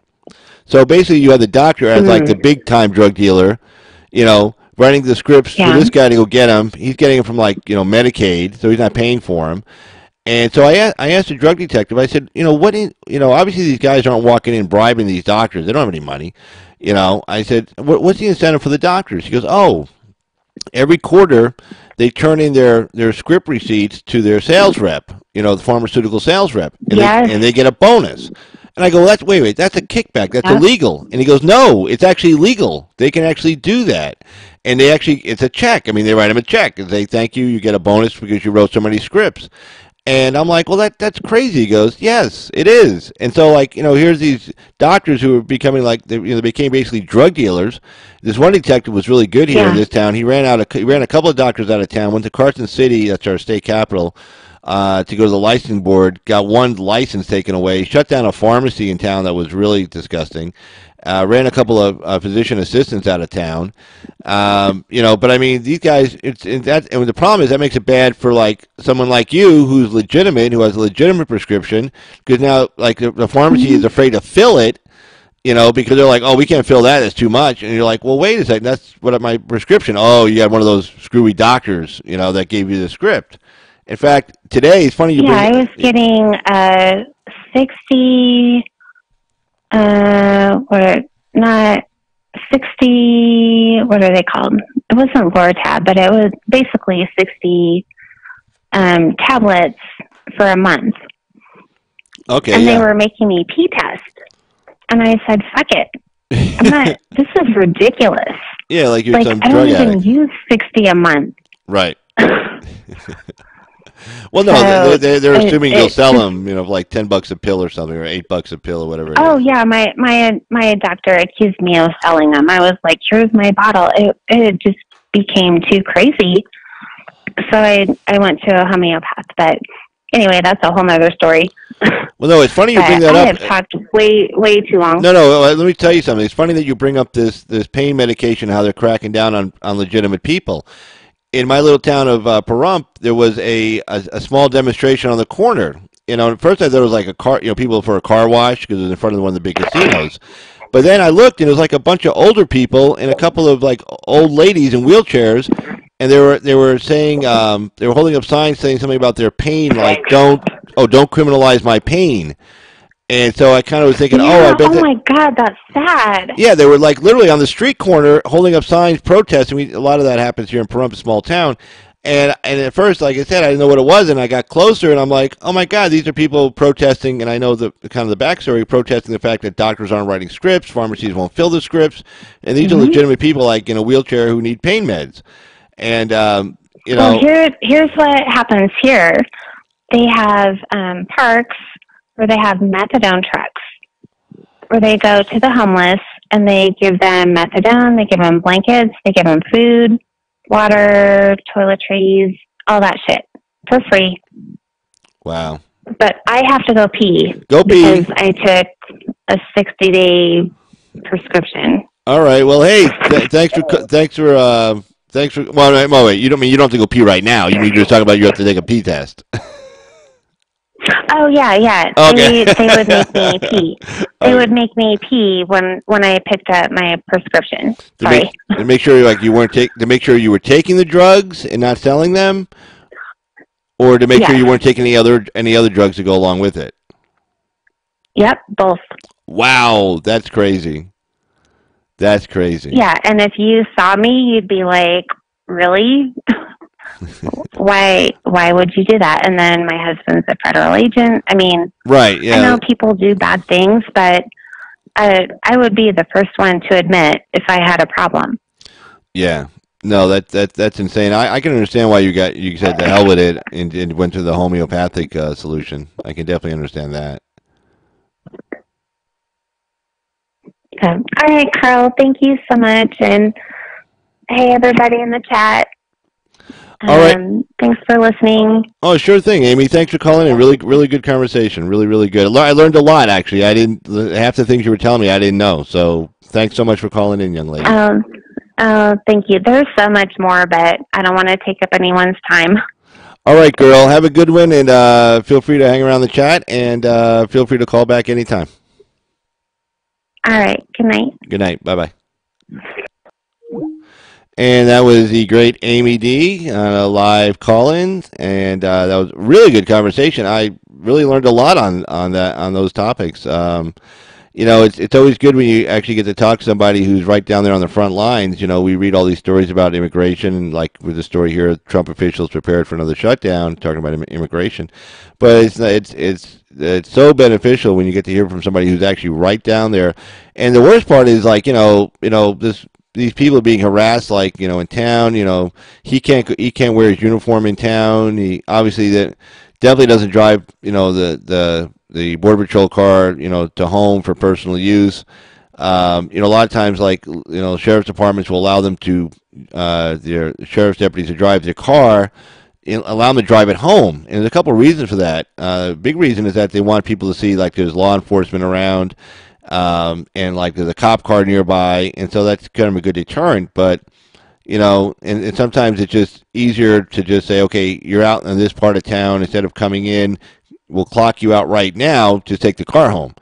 But they can't even do that because God forbid he pulls up in his driveway in a Border Patrol car, or he can't, like, on the way home from work wearing his uniform, stop at the grocery store. People are going to harass him and stuff. And, they harass her, and who knows what kind of neighbors you get. They come in and they're all, social justice types, and, they call you names and harass you. Next thing, they're vandalizing your home. And it's a real shame. I mean, we're these people have a really tough job. We're paying them to go do a job. And then they get harassed. See, Layla writes, Carl, you never learn anything from me. Oh, that's not true, Layla. I learned a lot from you. But for sure, without a doubt. But yeah, it's just, I mean, that's amazing that they're getting harassed. I mean, you hear kind of a story once in a while about it, about how, Border Patrol agents and their families get harassed and stuff, along the border. But, they don't really cover that very much. I mean, that'd be some good topics to deep dive into, you won't hear that like on Rachel Maddow's show, or Chris Hayes, or Lawrence O'Donnell, and you won't hear those stories. I mean, they're out there. I mean, I guess they got to cover, like, the Mueller case, for the full hour of each show, instead of saying, hey, we're going to go down there and, like, hey, look, these people didn't write the laws, they didn't write the policies, but we have laws in the books, and we say you're in charge of enforcing them. And let's see how the families are doing. Let's go hang out with some families for a couple of days. Edit it down and do like maybe a 25, 30-minute segment on it. And then have a little roundtable panel discussion to talk about it after the fact. The Mueller investigation. A lot of times when they're talking about the Mueller investigation, they're just repeating the same stuff over and over again. It's stuff you heard 3 nights ago. It's just somebody else is saying it, and it's all speculation anyway. But, this would be a good story for, Chris Hayes. Chris Hayes going down to the border, meeting some families, talking to them and stuff. Seeing how it's going. Talk to fellow Americans. Get off the damn office. Get out of D.C., get out of New York. Go out into America and, see the people. That was the biggest problem in 2016. That's why they got blindsided in 2016. None of them went out to see the people. None of them talked to any people. Liberal Joe Scarborough, who's now a never-Trumper because Trump outed him and his mistress, who is now his wife, Mika Brzezinski, and that cost, I think, both of them a lot of money in their respective divorces, because I believe both of them lived in New York, which are false states, which means if one spouse, commits adultery, you can actually get a disproportionate share of the community. It's not even community property of the marital estate. Unlike a community property law state like we have on the western part of the United States, where it's a no-fault state, where if somebody's at fault, somebody's having an affair, doesn't mean that you, instead of 50-50, you get like 60-40, or 70-30, or 80-20. The only time you can use something like that in community property states is if you can show marital waste, like you have a mistress and you use community property assets to buy her a diamond ring. That's a marital waste. It's a breach of fiduciary obligation to both the marital estate, and also to your spouse. Because when you're married, it's like a partnership. You have a fiduciary obligation to the partnership, which is like the marital estate, to protect it, financially and stuff, make good decisions. And then you also have a fiduciary obligation to your partner, your wife, your husband. So in the community property states, in order to have a disproportionate share of a community property asset, you have to show marital waste, that they actually spent money. But like in false states, like on the East Coast, if you show infidelity and you show that caused a breakup of the marriage, and that's what led to all this, then you can get a disproportionate share in your favor. If the other side did it. So when Trump outed them for having their respective affairs, something tells me that cost both Mika and Joe Scarborough quite a bit of money, and less money they had to go play with each other on. And so after that, he became a never-Trumper. But before that, when he was still kind of reporting normally, and he was trying to sound the warning signal out there that, hey, this election may not be so much in the bag for Clinton. And he said it like a week or 2 weeks before the election, and he got hounded by his colleagues. He got hounded by the left. Oh my God, you just want Trump to win. He goes, no, because he said he was up in Florida, or driving through Pennsylvania, And he said, like, he was in Philadelphia, saw a lot of Clinton signs, and he goes, then as he got, further, he started driving further and further west, it was like Trump sign city. I mean, it was like Trump signs everywhere. And another reporter was saying, yeah, I was up in New York, and I was driving through, upstate, and, heading towards, Buffalo and stuff, and, like, all these Trump signs were everywhere. And, but the mainstream media, they, a lot of them never left D.C., never left New York or L.A. or San Francisco. So, when this election happened, like, oh, wow, we didn't see that coming. Well, it's because you never talk to anybody. You sit in your studio in your little bubble and you keep talking to each other, keep sharing the same stories with each other. And, yeah, of course you didn't know what was coming, The rest of us knew. I mean, I'll be honest with you, I did not know he was going to win. I remember election night, I was pretty depressed when I saw the exit polling from North Carolina coming in. I'm like, oh, God, this is going to suck, And then later, when I saw him, I was actually driving home. I saw the exit polling in North Carolina. I was down in Vegas, and then it was on TV. I was at a suit buying some suits. It was on TV in the store, and I'm like, oh God! And I was talking to the manager, like the only other Republican in Clark County, I guess. And I was talking to the manager, and she was all like depressed too. And so he said, well, I'll just go home and see what happens, So I drove all the way home and didn't listen to the radio or anything. And I get home, and I'm sitting there, and I turn the TV set on. I'm thinking, oh, it's going to be a crappy night. And then all of a sudden he takes North Carolina. I mean, I literally, I'm not exaggerating. I literally jumped out of my chair. I mean, I jumped up as high as I could jump.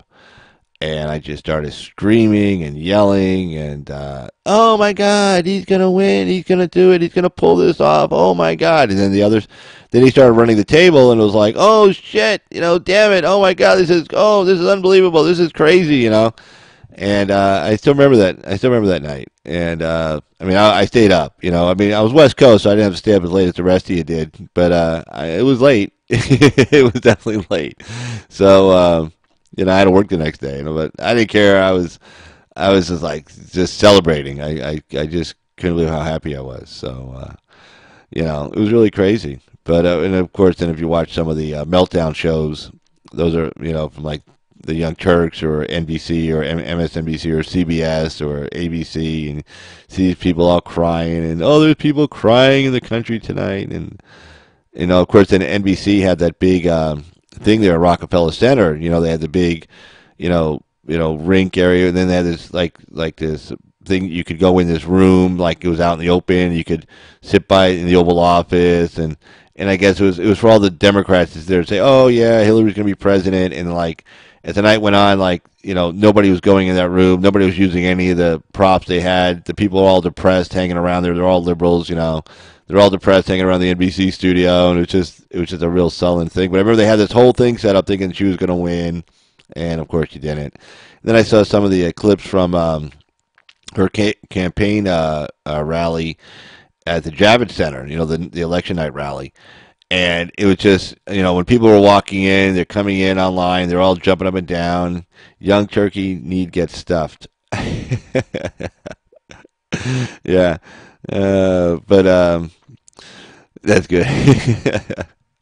But yeah, and I remember that the people in there coming in, they're going up the escalator, to get into the main area, and they're all like, yeah, and they're like all like, yay, we're gonna do this, yeah, this is great, and then as the night wore on, they started showing the results coming in, and it was like, and people are like, they're looking at the TV and they're seeing like these states getting called for Trump, and they're like, well, wait, and it's just this cognitive dissonance going on in their head. You can see it. They just like, they couldn't believe what they were seeing. Like, they were like, this isn't real. Like, really, they were like, you could literally, they'd be like, people are like, pinch me, wake me up. This is a nightmare.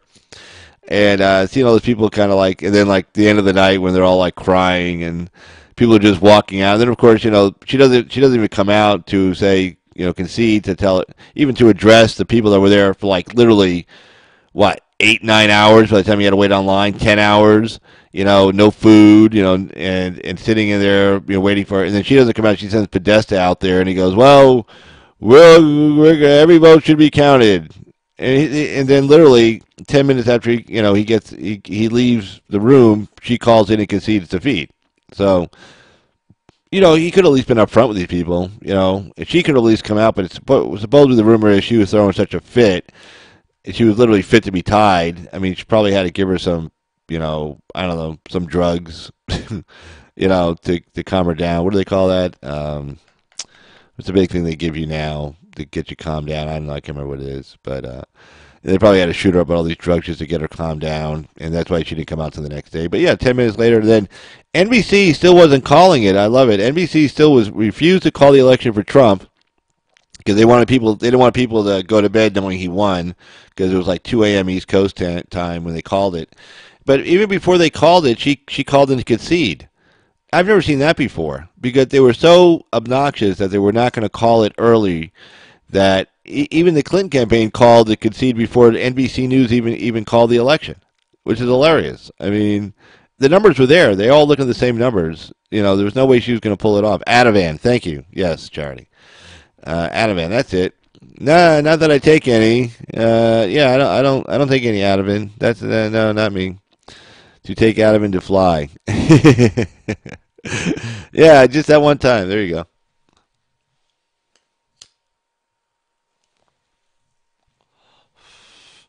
But yeah, but that night was pretty hilarious. Let's see what else is going on in the news here. Take a look here real quick. Bum, bum, bum. Yeah, I'll put myself back on here. Hey, everybody. There's two of me. Oh, no, we don't want to see two of you. All right, let's see here. Let's just check something. Yep. All right. And let's see, find me another story here.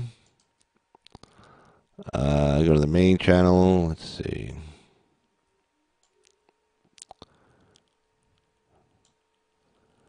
Oh, this one I liked. I like this story.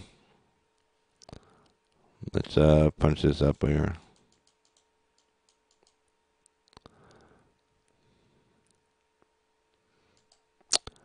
Faith-based foster care emerges as latest battle over religious freedom. And I read this story earlier, and it's actually pretty interesting. And this is foster care. It's like through a church. And I'll just read it. First, it was the baker, then the calligrapher, then the florist. Now, Christian foster care providers have taken center stage in the battle over where religious freedom ends and discrimination begins. A phalanx of left of center. Let me punch up just a little more on the font here. There we go. A phalanx of left of center. Good. A phalanx of left of center groups led by the American Civil Liberties Union and Human Rights. Page down. American Civil Liberties Union and Human Rights Campaign erupted last week after Miracle Hill Ministries received a federal waiver to continue offering services despite working only with foster couples that adhere to traditional Christian beliefs. That means Miracle Hill does not accept same-sex couples. The ministry, based in Greenville, South Carolina, does offer to connect prospective foster parents who disagree with its principles to the State Department of Social Services or one of the state's 20 other private child placement agencies. Child placement agencies. Unfortunately, it's being framed as though and this is from the leader of the ministries, he says, unfortunately, it's being framed as though we hate other people. And that is the farthest thing from the truth, said Sandra Fernal, Marketing and Communication Director for Miracle Hill. As far as critics are concerned, however, Miracle Hill is turning its back on needy foster children by refusing to work with all otherwise qualified foster parents despite receiving about $600,000 annually in state and federal funding. Here we go.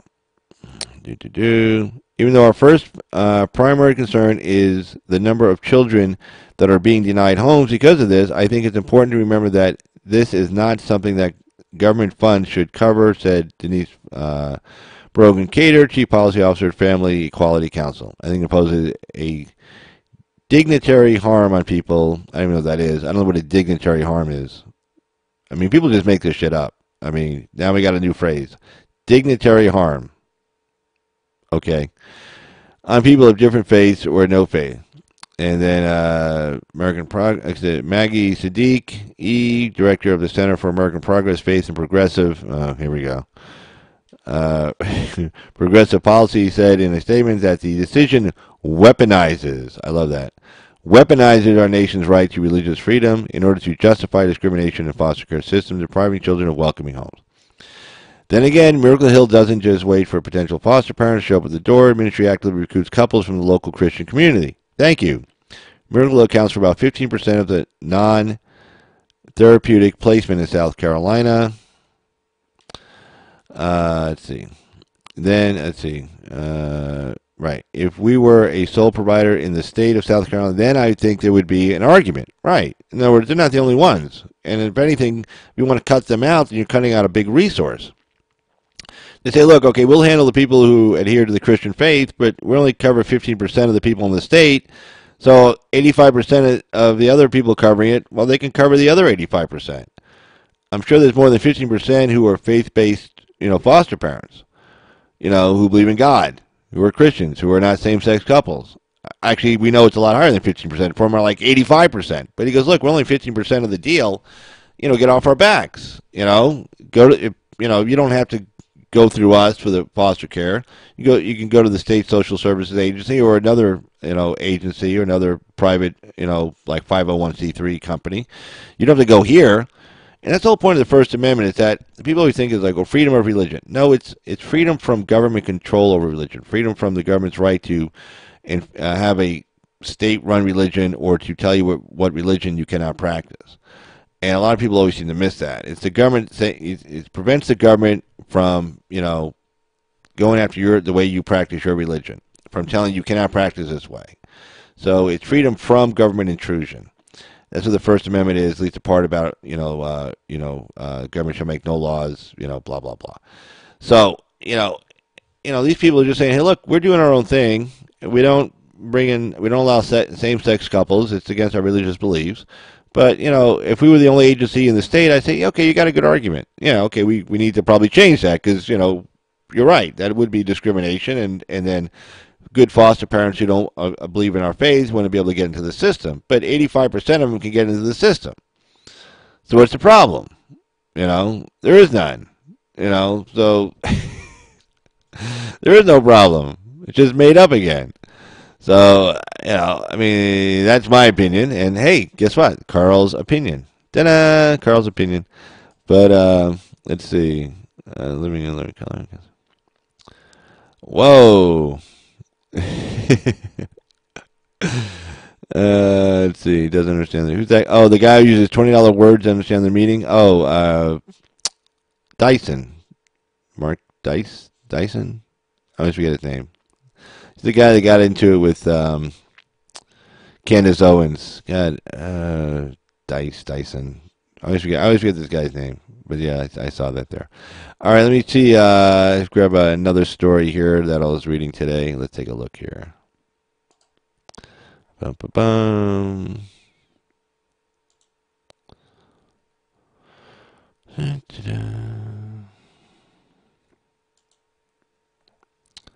All right, let's see.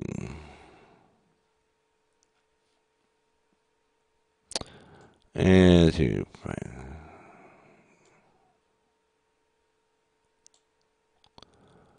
Let's see. Boom, boom, boom.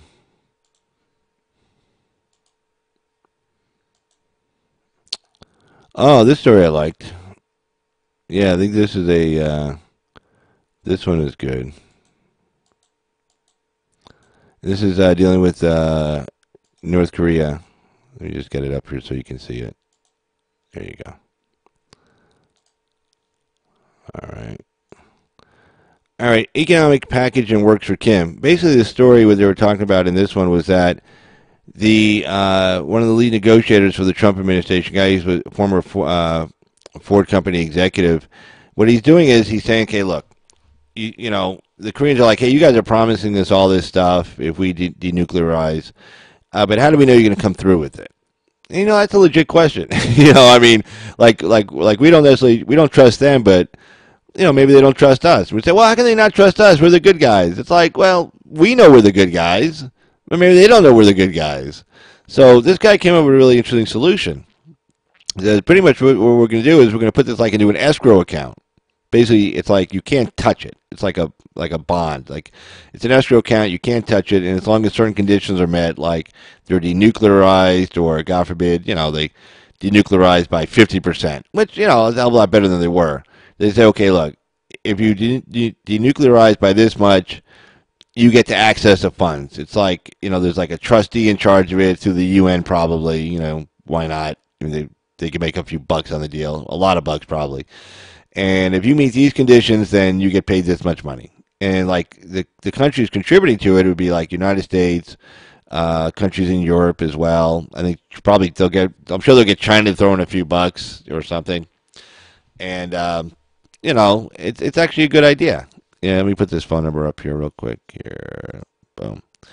There's a call-in number, 775-273-8970. And if you want to appear on a live video link, send me an email to ca2jogger@gmail.com. Just put in the chat that you sent me the email so I know it's there. I can go look for it. And then I'll send you a link. Type in Ask Nunya. She'll tell you how easy it is. Type in your username and hit join call. And then within a few seconds, you're on. As long as I hit the right button over here, I'll be able to hear you. But yeah, I'll make sure I hit the right button. So then you're on. So yeah, you can call in or you can do a live video link, and basically you'd be appearing like this. I'll be on the left side where it says Carl's Opinion. You'll be on the right side. That'll be you. Yay! So yes, that can be you. Yes, and you, and you, and you, and you. It can be all of you. But so yeah. But anyway, so let's get to this story. Again, I found this rather interesting. But yeah, so he says, okay, look, we'll set up an escrow account, and a bunch of us put a bunch of money in it, and a bunch of other stuff. And if you meet certain conditions, we have no control over it. In other words, it's an escrow account through the United Nations. We can't go get the money out and say, thanks for doing that. We're keeping the money. So I think it's actually a pretty good idea. It's like, it makes sense. That way they can say, oh, okay, so you are going to pay us. You are going to help us out economically. You are going to help us with infrastructure. You are going to, help us with food and all this other stuff. And you're like, yeah, we're going to help you build your country back up because, we want you to be a very vibrant economic country. And let me tell you, here's the deal. China may not be jumping up and down about this whole reunification of North and South Korea. So you got to kind of watch what they're doing, because if that country unifies with that labor pool and the minerals they have up there, a lot of those raw, rare earth minerals they have up there are used for cell phones and computers and stuff like that. It's just that nobody has the money to be able to go in and get them. Plus they're hard to extract. But I mean, there's a lot of money. I mean, the payoff is tremendous. I mean, $900, $1,000 for a cell phone, and a lot of the minerals that go in, resources that go into those cell phones North Korea has a lot of that stuff. So, China may be not jumping up and down about them getting reunified, because then they'll be a huge competitor to China. Everybody thinks, oh, China's so big, it's not afraid of competition. Oh, yeah, it is. Oh, yeah, it is, because guess what? If they're unified, that gives us another place to buy stuff from. If we're going to buy stuff from overseas, we say, you know what? Tell you what, China, and the American people get totally behind this. Like, yeah, we're going to cut you off. We're going to help out this, North, South Korea, reunify. And we're going to tell you what, we're going to raise tariffs on you, to lower, make tariffs almost non-existent against the new Korea Peninsula. And we're going to buy their stuff. We'd rather make our own stuff, and people buy our own stuff. But we're not fascists. We're not going to keep other people for exporting stuff to us and us importing their materials. And they will be a huge competition. South Korea is gangbusters. That's LG TV and stuff like that. So China may not be jumping up and down about them getting unified. And again, with that large labor pool up there, who's literally starving to death. I mean, you could probably pay them. I mean, I'm not sure they'd have a minimum wage law, but you could probably pay them a little bit of money, and they go to work for you, and the profits would go through the roof. There'd be tons of foreign investment coming into that country. Country would get built up, infrastructure, telecommunications, internet, hospitals, schools, the whole 10 yards.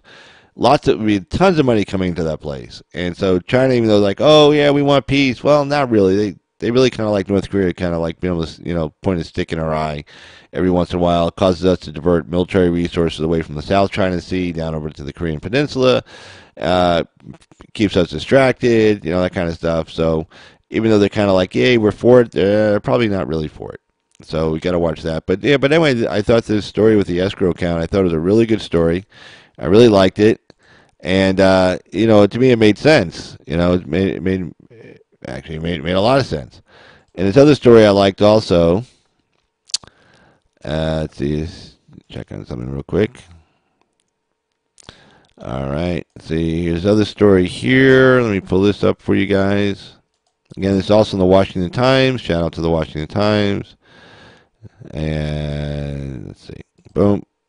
And let's see, overlay. Let me do this real quick.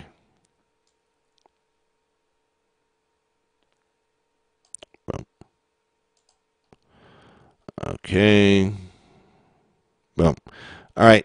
There I am. Hey, Carl's Opinion. Right below Carl's Opinion, right below the phone number. Anyway, U.S. hits Maduro with sanctions on Venezuelan oil. And so this is just another way for them to be put pressure on them. And let me go ahead and take this sign down here. Boom. Okay. Dave Boyer, with the Washington Times.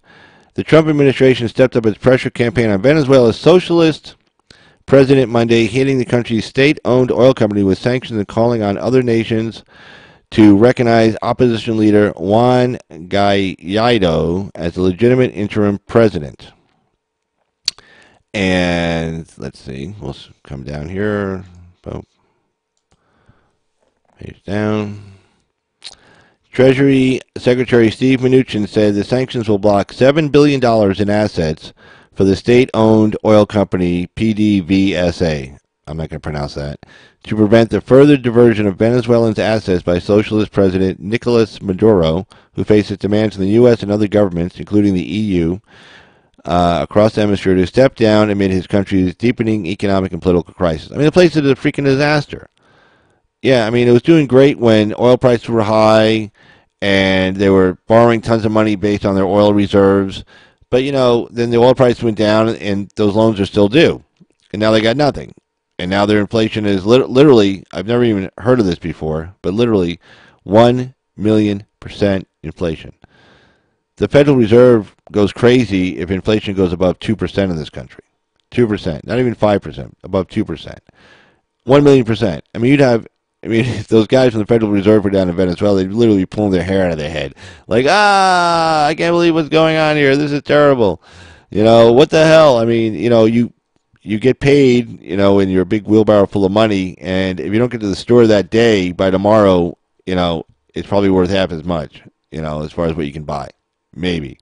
So, you know, if you can buy anything, you know, you got people eating dogs, eating cats, and going to the park and eating pigeons, and I heard some people broke into the zoo and killed some of the animals there to eat them. You know, this is some really nasty stuff, and that's what you get when you get socialism. A lot of these young kids forget what it was like, you know, at the end of the Cold War, you know, '89, when all these people in Eastern Europe got their freedom, and in East Berlin. I mean, these people went crazy. They were so happy, they were so ecstatic that they finally got to be free. And these young kids, they go, "Oh, socialism is great," because they learned from some textbooks in college by some dopey professor from the '60s, and who I guess skipped over, the mid '80s to the mid '90s when everybody was yelling how wonderful it was to be out from under communism. And these kids like, "Oh, this would be great," and then everybody's celebrating Venezuela. Obama went down there, he was taking selfies with. Well, I don't think he went down there, but I think he took selfies with him at the UN. That was Hugo Chavez. And, they had Sean Penn go down there, Danny Glover, all the Hollywood people saying, "Oh, this is a model for all of us. This is what we should be using." Yeah, you don't see any of them down there now. Nobody's down there saying, "Yay, Venezuela, great." Nobody's saying that. Not even close. So, anyway, the United States is holding accountable those responsible for Venezuela's tragic decline, Mr. Mnuchin said. So, I mean, basically, this story is, something's going to happen there. I mean, we don't know what kind of military assets are already in the area. We know we got the, big base in Panama on both the Caribbean side. I think it's the Atlantic, might actually just be the Atlantic Ocean there. It might be the Caribbean or Gulf of Mexico. I'm not sure. But anyway, it's a big body of water on the on the eastern side of the peninsula. And then, of course, on the Pacific side, we got 2 naval bases on each side. You got air bases, special forces bases in there, all kinds of stuff. So we don't even know what kind of assets he's already moved down there. As far as are there any aircraft carrier battle groups off the coast, we don't know. I mean, I don't want to know right now. I'm curious. I mean, if somebody told me, I want to report it. But I mean, I'm sure there's all kinds of military assets, especially since they threatened the diplomats down there, and I'm sure they were given a nice warning, like to the military, look, we will come and blow this whole place up. Okay, all you got to do is, this is not going to be Iran, 1978. Okay, it's not happening. Okay, this is not going down this way. Or Iran, I think it was 79. They actually took the hostages in Tehran, the U.S. embassy. There's no way Trump's gonna let that happen on his watch. I mean, they may break in, but I guarantee you it's gonna be like that movie with Sam Jackson and I forget the other guy. God, when they had to go rescue the embassy staff, and Marines had to go in and rescue the embassy staff from this one country where they were taking over the embassy. It'll be something like that, except they'll come in guns a-blazing and whatever chicken shit military they got down there, which don't get complacent about. I mean, they still got rifles, they got anti-air. I mean, they still got assets. You still have to be careful. But I mean, yeah, it'd be disaster. Oh, we got a phone call coming in. Hold on. Good evening. You're on with Carl's Opinion. This is Carl. Who's calling? Hey, Nanya, how you doing? Good. All right. I'm going to hijack the show for a minute. Go right ahead. Hijack it for sure, definitely.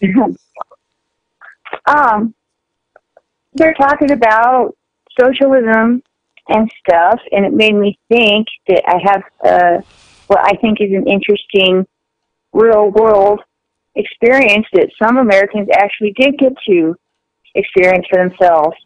Do you guys remember that whole fiasco with the Fire Island thing in the Bahamas? No, I don't. Oh, you mean with the big party? The big party or something they were supposed to do and it turned into a disaster? Is that the thing you're talking about? Yep. That's the one. Yeah. Well, so what's the backstory on that? Well, I just watched the documentary tonight on the whole situation. Mm-hmm. And so effectively, the guy, oh, geez, something Farland. I don't remember his last name. Last name is Farland. Uh-huh. He was a total scam artist, and he convinced people regularly to give him a bunch of money, promising them all the goods and all the shares and all the glory and all the fun. Oh, wow. Oh, wait, hold on a second, Nanya. I got to, because when you first called in, I had you muted to make sure you weren't one of those creepy troll type people. But okay, this is Nanya Business on the phone, on the line with Carl from Carl's Opinion. Go ahead, Nanya. Go ahead. So he basically convinced people over the course of time that he was the end-all, be-all of everybody having a good time and a good life. Uh-huh. And, oh, shoot, who's the rapper guy? Oh, I'm really bad with names. I just watched this. Some rapper guy was involved, too. And they spun this whole story. What they did was they convinced somebody who is in possession of the island that used to belong to Pablo Escobar that they wanted to buy it. And they put $1 million down, and they were supposed to pay the rest, which it was going to be $10 million, I believe. Okay. Within a certain amount of time. So that $1 million down got them access to the island for a while, and they hired a bunch of models to go out there, and they just did this crazy photo shoots. And because of social media, it can be good and it can be bad. It can be good for stuff like what we like to do because you get information from the source. Yeah. And it can be bad when you're a vapid idiot because then you believe all the retarded information that comes out. Right. Yeah. Those are the worst people. Right. The low IQ audience. Yeah. Yeah. So they basically convinced all of the really super mega rich elite types that this was going to be the best thing on the planet, and they started selling rooms and luxury tents and staying on a yacht before they ever even had anything in place. Yeah, now I'm remembering the story now as you're telling me. I'm remembering this. Yeah, effectively they messed up. They kicked off the guy who owned the island. They had to scramble at the last minute, And the whole time they kept selling more and more stuff to the rich idiots and promising that everything's going to be awesome. Just give me your money, trust in me, and everything's going to be great.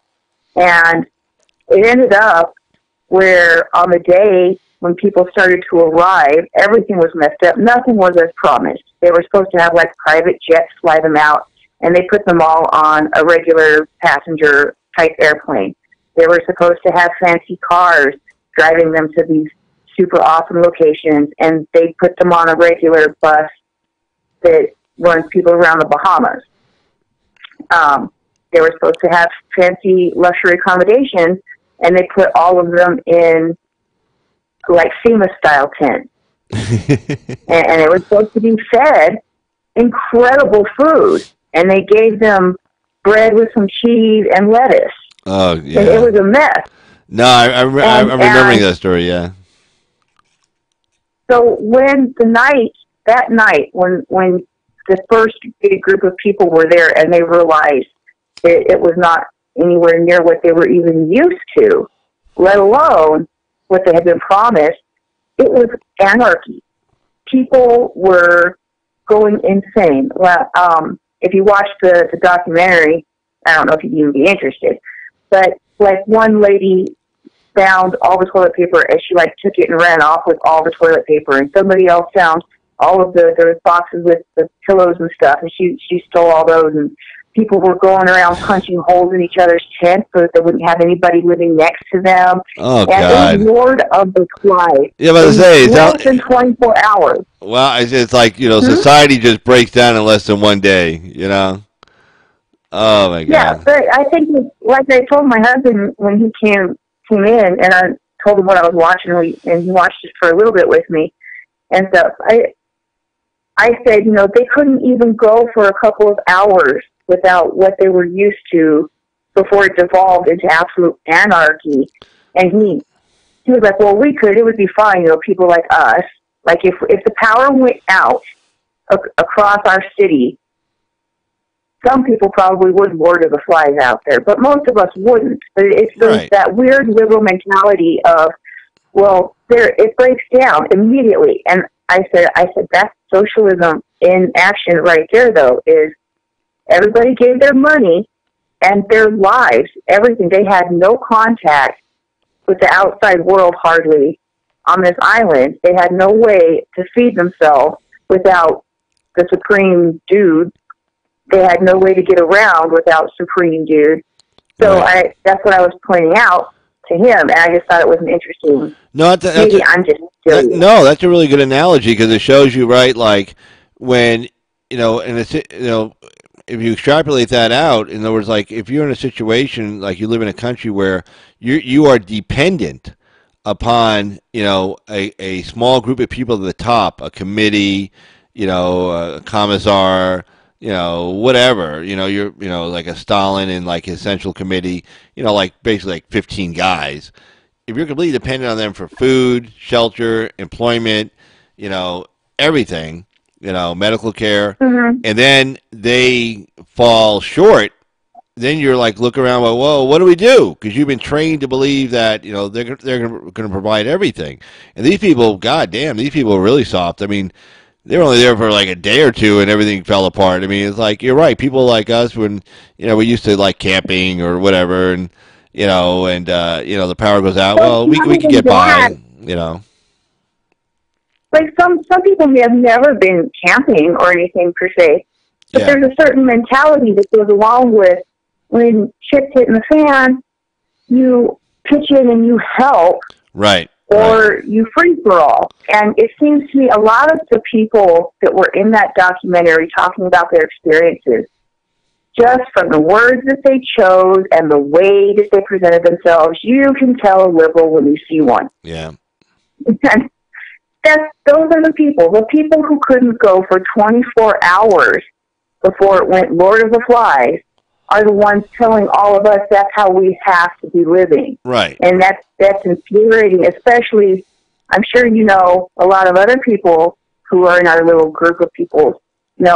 I was in China for a while, and I saw firsthand, even though I was treated very well because I was an American foreigner and they want you to go back home and be like, they're so great.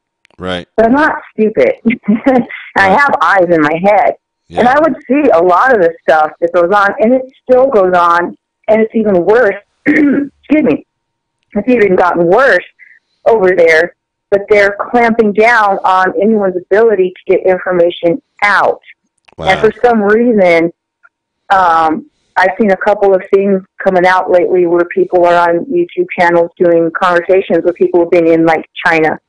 And they're coming out talking all peace and love and sweet about China, and it makes no sense. My sister-in-law is Chinese. Not my husband's sister, just so you know. Okay. But, she's Chinese. And she divorced her husband and refuses to go back to China, even though all of her family is there. And because she's divorced now and she's kind of feels lonely and other stuff, you know how it goes, she refuses. My husband asked her, why don't you just go back to China and go be with your family and said it would be easier? And she was like, absolutely, I will not. Wow. Because once you get a taste of freedom, there's no way you're going to go back there. And like Lilo said in the room, that he thinks China is going to like be the next big superpower and take over. I don't think so. I really don't, because the majority of the people are so ignorant. They pass them through the schools with fake diplomas. Half of them have degrees and don't even know what their degree is about, let alone how to utilize the knowledge they should have. Do you know what I mean? Oh yeah. In other words, they're kind of doing what we do here in our public school system. You know, they just pass people through to show the numbers to make the rest of the world, in their case, to make the rest of the world think that they're so advanced and everything. And then when they get out, they don't have the technical skills to actually get anything done. So I mean, that is interesting perception that you have from being there on the ground, because you know a lot of us do think like, oh, China's doing this, that, and the other, which they are. You know, based with their centralized planning, they're able to accomplish quite a bit. But at the same point in time, you know, it might be like what's that saying? It's like a I don't want to say paper tiger. I'm trying to think of something else. But you know, a lot of people like for actually to kind of back you up on this one, you know, a lot of people they say, oh, our deficit is so high, you know, because it's our GDP, gross domestic product, for a year is $20 trillion. That's what this country produces in 1 year, about roughly $20 trillion. Well, our debt, you know, the debt we've accumulated is now $20 trillion. So our debt is 100% of our GDP. In China, though, people don't realize this. In China, their debt, their national debt, is 150 times their 150% of their GDP. So we're 100% GDP, they're 150% of their GDP. So they're actually more in debt than we are, based on what they actually produce in their own country. So I mean, you know, they make a good appearance. That's why they have to use technology theft and technology transfers, and you know, basically, you know, have to have these high tariffs because they're trying to dominate. But you know, there's a problem there, you know, structurally in China, and can't remember the guy's name. The Trump administration was pointing that out. The guy that used to be on CNBC, one of the trade reps, can't remember his name. God, Larry Kudlow. He was saying like he was seeing all these numbers coming out of China, and they were kind of like not good. I mean, you know, he said like, you know, this whole trade thing is really having an effect because a lot of some people who are planning on investing for it, you know, bringing money in from, you know, say America or Europe or wherever into China to invest in China, they were kind of like holding back a little bit. They were actually decreased. Their foreign investment was actually going down. So, you know, there may be some structural problems that they're covering up and hiding really, really well. So I can totally back you up on what you were saying there. Yeah, well, I definitely know for certain that the people are a lot more suppressed than the average person who's never been over there. And I don't mean going to Beijing for a vacation. I mean go outside of Beijing into some of the other cities, because they make Beijing look spectacular, specifically for the foreigners. Oh yeah, I mean during the Olympics they stopped traffic for like what, a month before the Olympics started to get rid of all the smog and everything. Yeah, they tore down buildings. They were tearing down older apartment buildings. to put up new, fancier things and displacing people and literally just dragged them out. They're like, no, you will go, and now you go find something else. They didn't give them money or another place to live. They're just like, get out. It sucks to be you, but get out. And they did that in the city I was in, too. I was about 3 hours south of Beijing, and I'll probably mispronounce it, but it's Shijiazhuan, and it's a huge city. I've never been in such a big city. I haven't been that many places anyway. Mm-hmm. But it's a massive city. And they were doing it there, too, because it was still close enough to Beijing that there was a potential that they would be coming in. And the propaganda for treating the foreigners good was everywhere. Yeah. So, like, the cops are super corrupt. You can pay them to get away with anything you want, and we did it. Because that's just the way of life down there. Wait. What kind? I want to know what kind of crimes are you out there committing that you had to pay cops off? What were you doing? No, it's just to get like papers. So when we first got out there, they had us in this one apartment, and I didn't like it. I just really didn't like it. So I wanted to go find my own apartment. So I had to get documents through the police to say that I could go hunt down an apartment for myself and then register, let the police know where we were and stuff. So we just had to pay the cops like a couple $100 yuan, which is jack all American money, so that I could get my paperwork rushed through, because there's a big line of the people who are like, people need their stuff done. Or like I had a dog. I picked up a dog off the street, and I wanted to bring her back with me when I came back. So I needed to have certain documents, and she should have had certain things done within months in advance and stuff, but I came back without notice. I didn't know I was going to come back when I did. So I had to go to the police to have her documents forged, that kind of stuff. Wow. That's funny, though. Yeah, it's funny, like, you could just, like, pay to get things done like that. Well, see, that's the problem when you have, like, any kind of centralized planning and it creates, like, a hierarchical structure. And, just because, you call yourself a socialist or even a communist, which means you're supposed to be, you love everybody, we're all in this together, human nature doesn't go away. I don't care how much re-education people go through. The human nature of greed and selfishness and envy and hate and love of power, love of whatever, that's still part of who you are. And if you're in a system where there's no checks and balances, just as like the Communist Party, runs one party, that's it, one party, one state, the few people at the top, they're very susceptible to being corrupted. So like you're like paying off the cop on the street, a few bucks. Well, he's paying somebody above him a few bucks to work that street where he's going to get paid off, work in that office where he knows there's going to be bribes, and he has to probably kick back something to him. And, it just goes right up the ladder. It's Oh, exactly. Excuse me? I said exactly. Yeah. So that's the problem with socialism. Anytime you have a socialist society, you got a few people running at the top for centralized planning and making decisions for everybody. Those people are going to be subject to corruption because somebody's going to want to walk in and like open a factory. So versus a couple $100, this guy's paying like, maybe $1 million, and that guy's going to take it. It's like, oh, well, I can open your factory or this guy's factory. Well, his is better, but yeah, yours ain't so bad. Okay, thanks for the $1 million, bye. And then, the other guy loses out wondering what the hell just happened. Yeah, and that's a big part of the Chinese way of doing things is if you can screw somebody over to get yourself up above, everybody shakes your hand. You did a good job. Good on you. You were smart enough and wily enough to get it done. And they praise that kind of behavior. Wow, that I did not know. Oh, yeah. There are others. I have heard others mention it, too. So they will back me up. But that kind of stuff goes on. And then they also, because they destroyed their history when Mao took things over, and they murdered all the teachers, and they killed people's parents that tried to fight against it and raised the kids in their own way of thinking. And they don't have a connection to the past like other countries do and like we do.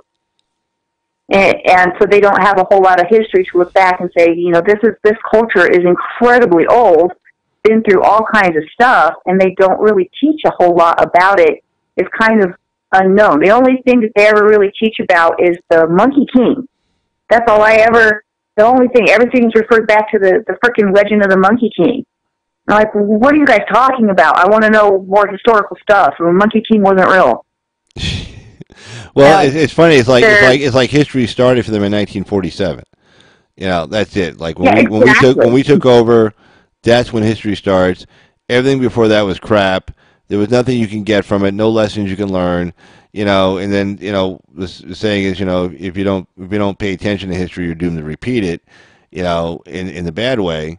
And so people have no historical context as to who they are. I mean, did you notice any kind of is there like an identity crisis going on over there or anything, or anything like that? There is. Yes, there is. Let me tell you. They're taught. Now, I was teaching English in a grade school when I was over there, so I got to see a little bit of how the indoctrination starts. But they're taught that we are evil, we're stupid, we're not as strong, we're not as healthy. But the kids all want to be us. So they all dress like little Britney Spears is, and you can't tell the difference between the boys and the girls with the way they dress sometimes. You really got to look twice and like, what the hell's going on? And right. They all want to speak English as much as possible. And even though they teach it in the schools, not everybody gets an education. Mm-hmm. Like we do here. The basic education is really subpar unless you've got the money, and not very many people do, to pay for education. So, but they all want to know some kind of English. Some of them have never even seen. To this point in time, you would think they would have, but they've never physically, actively laid eyes on a white person or a black person. Wow. They know nothing but what they see in the mirror. And sometimes they freak out, they would, and in the more remote kind of areas where it's not tourist. If you go outside of the touristy areas, mm-hmm. people are going to be like, holy cow, they follow you around, they want to touch you, you are so weird to them. Oh, wait, hold on. Looks like hold on a sec, excuse me, I'm sorry. Looks like Charity's checking out for the night, so good night, Charity, and thanks for coming by, and thanks for being part of Carl's opinion. So here, let me write a little good night. Good night, Charity. Let me write a little good night to Charity here. Good night, Charity. I bored her to sleep with my China talk. No, you didn't. I think it's really interesting. So I think it's really cool. It's really cool. Well, that's just the whole point for going. I'm getting sidetracked going in because I could talk about the crap in China forever. And there was a lot of good, too. I always have to make sure when I'm talking to people about China, there was some awesome things in China that I really missed, but I couldn't live there. Within 3 months, I was desperate to get out of there and thought that I was trapped forever because we were supposed to be over, like we were going to expatriate to China. Oh, really? And I'm really, yeah, I'm really glad that it wasn't an irreversible situation because my husband had been there several times on vacation before he and I met, and he always enjoyed it. But then once you're there and you get past, the vacation starry eyes and everything, and you really start looking, and you're in the trenches with the people, that's when you start to go, wait, this is a mistake. It's like, maybe I should change my mind about all this. Yeah. Yeah, but I saw some of their military, and so many of their military are so freaking young. It's unbelievable. Yeah. But they're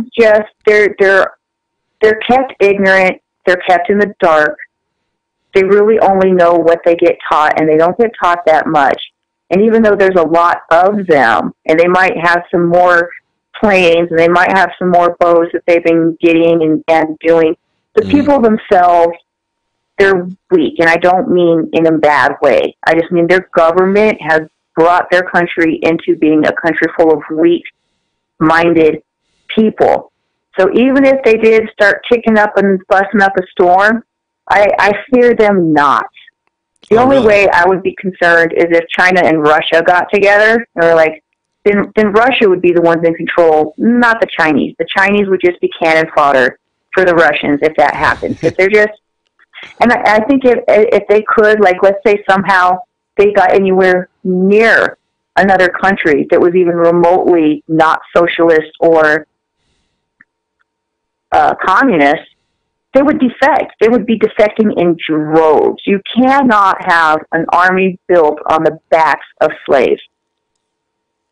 It just doesn't work. Well, see, I'm trying to remember the historian who said this. I can't remember. It was a Greek historian, and the saying he had was, "Free men fight better than slaves." Yeah, exactly. Yeah. That was true then, it's true now. So Yeah. I just wanted to say that I have an example. If anybody cares to look at this thing and watch the Lord of the Flies in real time, real life action, it happens. And Lilo, don't be scared of China because they're wussies.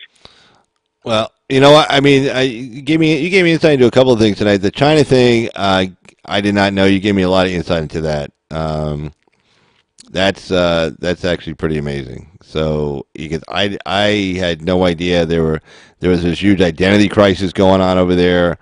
I didn't know that people were so weak. You know, I did not know that.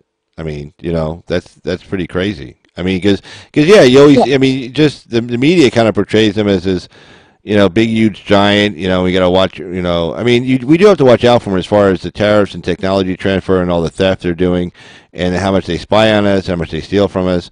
But it's good to know that, you know, they got a lot. You know, they're more what's the word? They're more dysfunctional than we are. Yeah. Well, there are obviously some people with some skill and some ability over there. You know, they're not all like they're running around drooling. But the thing is God, what am I trying to say? For every one of theirs, or every one of ours is like worth 5 of theirs. Does that make sense? Yes, that makes a lot of sense. In other words, you know, they have the numbers, but like you said, like we were saying, like, you know, free men fight better than slaves. You know, like if, you know, 5 of them just to come up with an idea, probably, you know, and then to enact it. And, you know, it's hard to be passionate to fight, you know, for a country that you don't really believe in, that, you know, you fear. You know, you fear the people in power. And then they're saying, okay, go fight and die for us. It's like, you know, I can die for my neighbor. I can die for me. But why am I dying for you? You were spying on me. You locked up my mother. You know, a suspicion of espionage. You locked up my friend because he was accused of a crime, and we have no justice system here.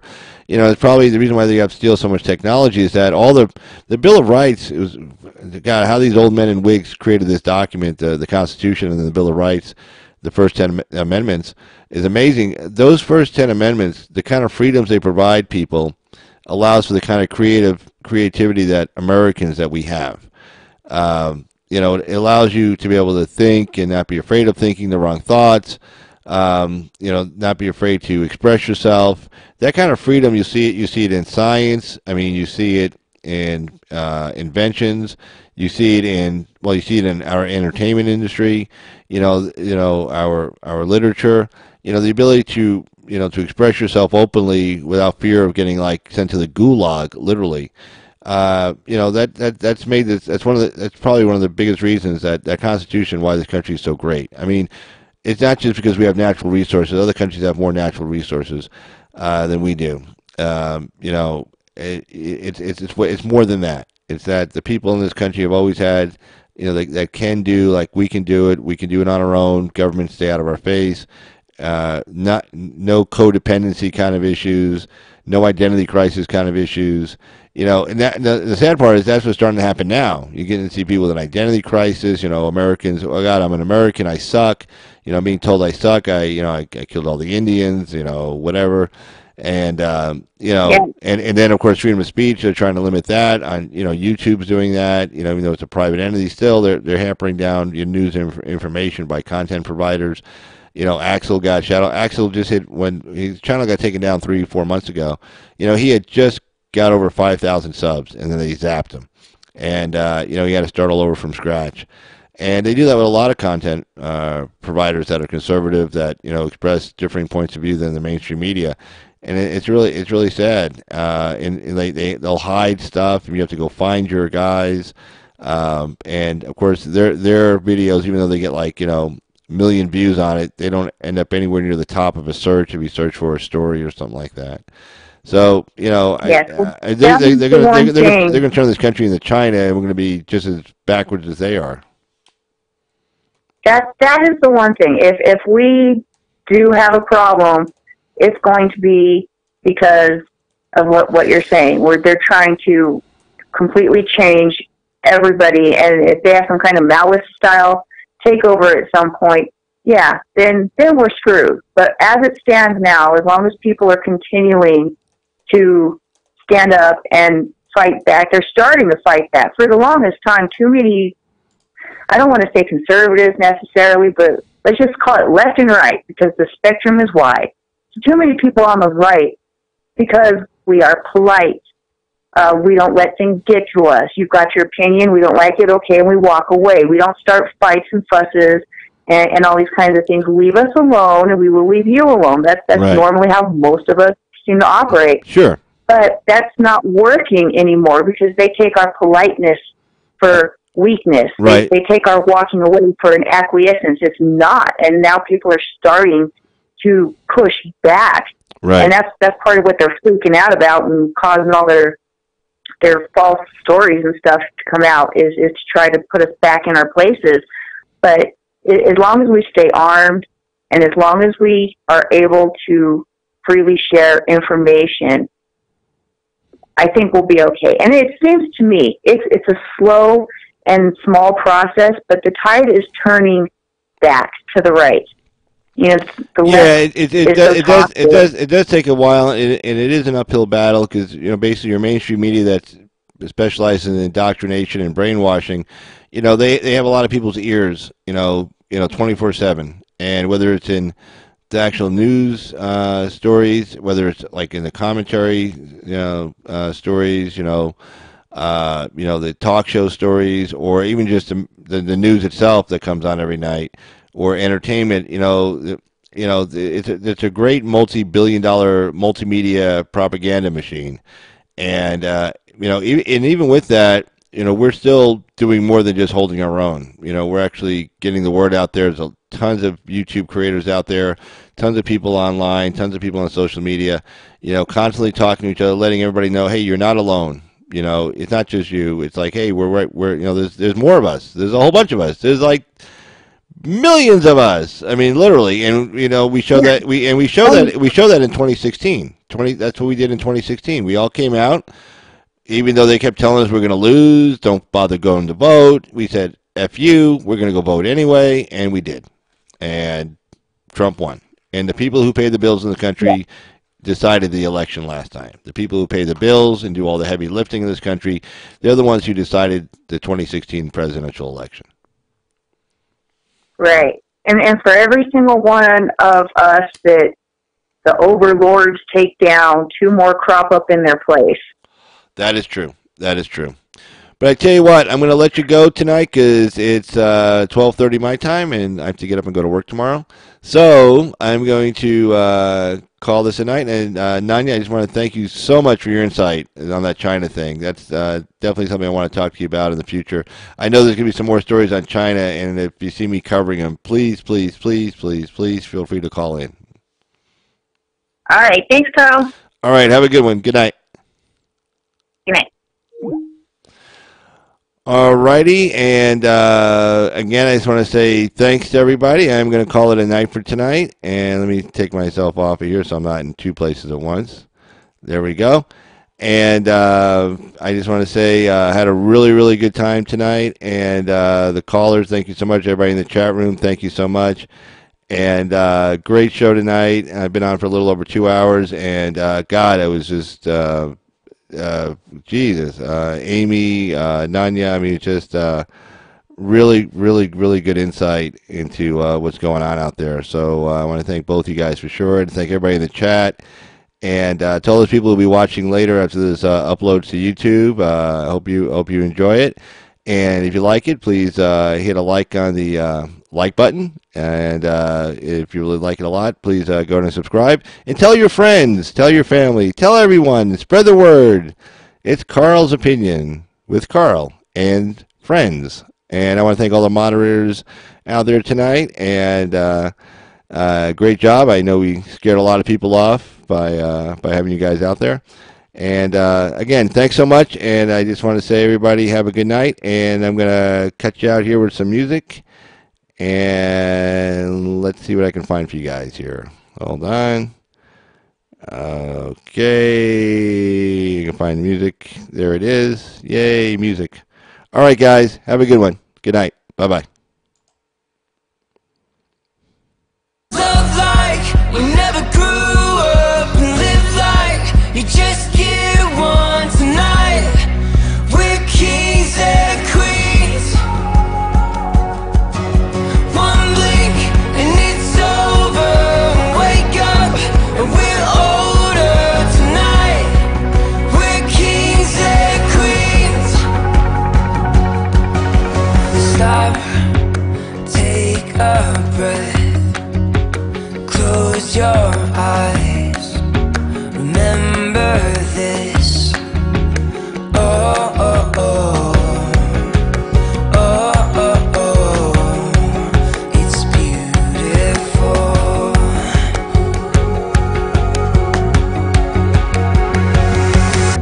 Love like we never grew up and live like you just get one tonight.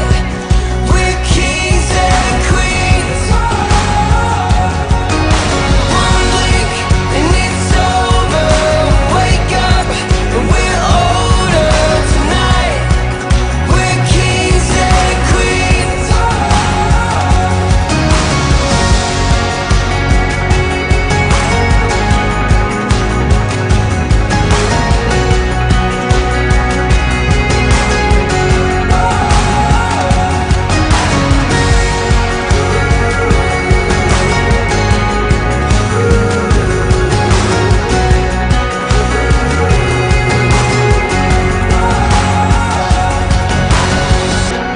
Time flies when you get it right. So hold on tight to me. Love like